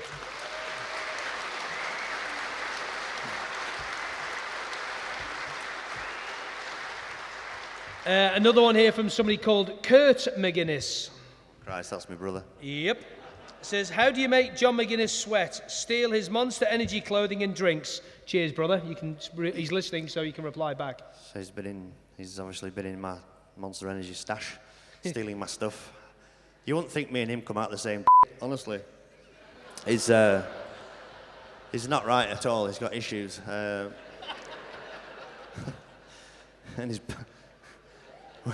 it's just a trail of destruction just follows that kid. You know, he came back. He's in the RAF anyway. He's been 2 trips to Afghanistan, dodging bullets and, you know, dodging those people that actually look like Cameron Donald tonight. He looked like a detonator, didn't he? With that beard. They should have just put a flipping rag on his head, and he'd look like he'd look like one, wouldn't he? And then he gets back home, and we had a motocross bike ready for him. We had hired a track, and I said to him, I said, just take it easy. You've been away for 6 months. You've been dodging bullets and all that. The track's good. Take it easy. And I'm just putting my boots on to go have a ride round with him, and the red flag comes out, and I'm like, that'll be Kurt. I looks up. He's broke both his ankles after 1 lap, after dodging mines, bullets, and everything in Afghanistan. I'm like, fuck. He's just one of a kind. And we were out on the mini bikes last week. I did about 200 laps on a mini bike. I said, here you have a go. 1 lap. The gear lever's bent in half, and he's broken his right ankle again. So, but yeah, put my stuff down, you little bastard. Don't need to say any more, do we? 19-time TT winner. How many more? The current king of the mountain, undisputedly so, John McGuinness.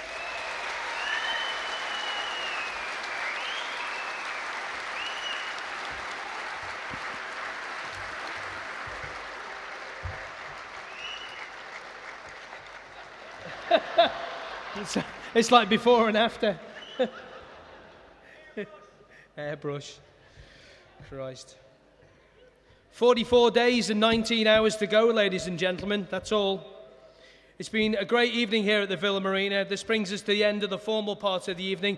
But do stick around. Some of the riders will be around to get autographs. And we'll no doubt, obviously, give them a bit of time and space as well. Don't crowd them all in. We hope you've enjoyed it tonight. I can't wait for TT 2013. I'm sure you can't. From Tim and myself, thank you for being here. Thank you to everybody listening at Manx Radio and at iomtt.com. We'll see you in 44 days. Take care. Bye-bye.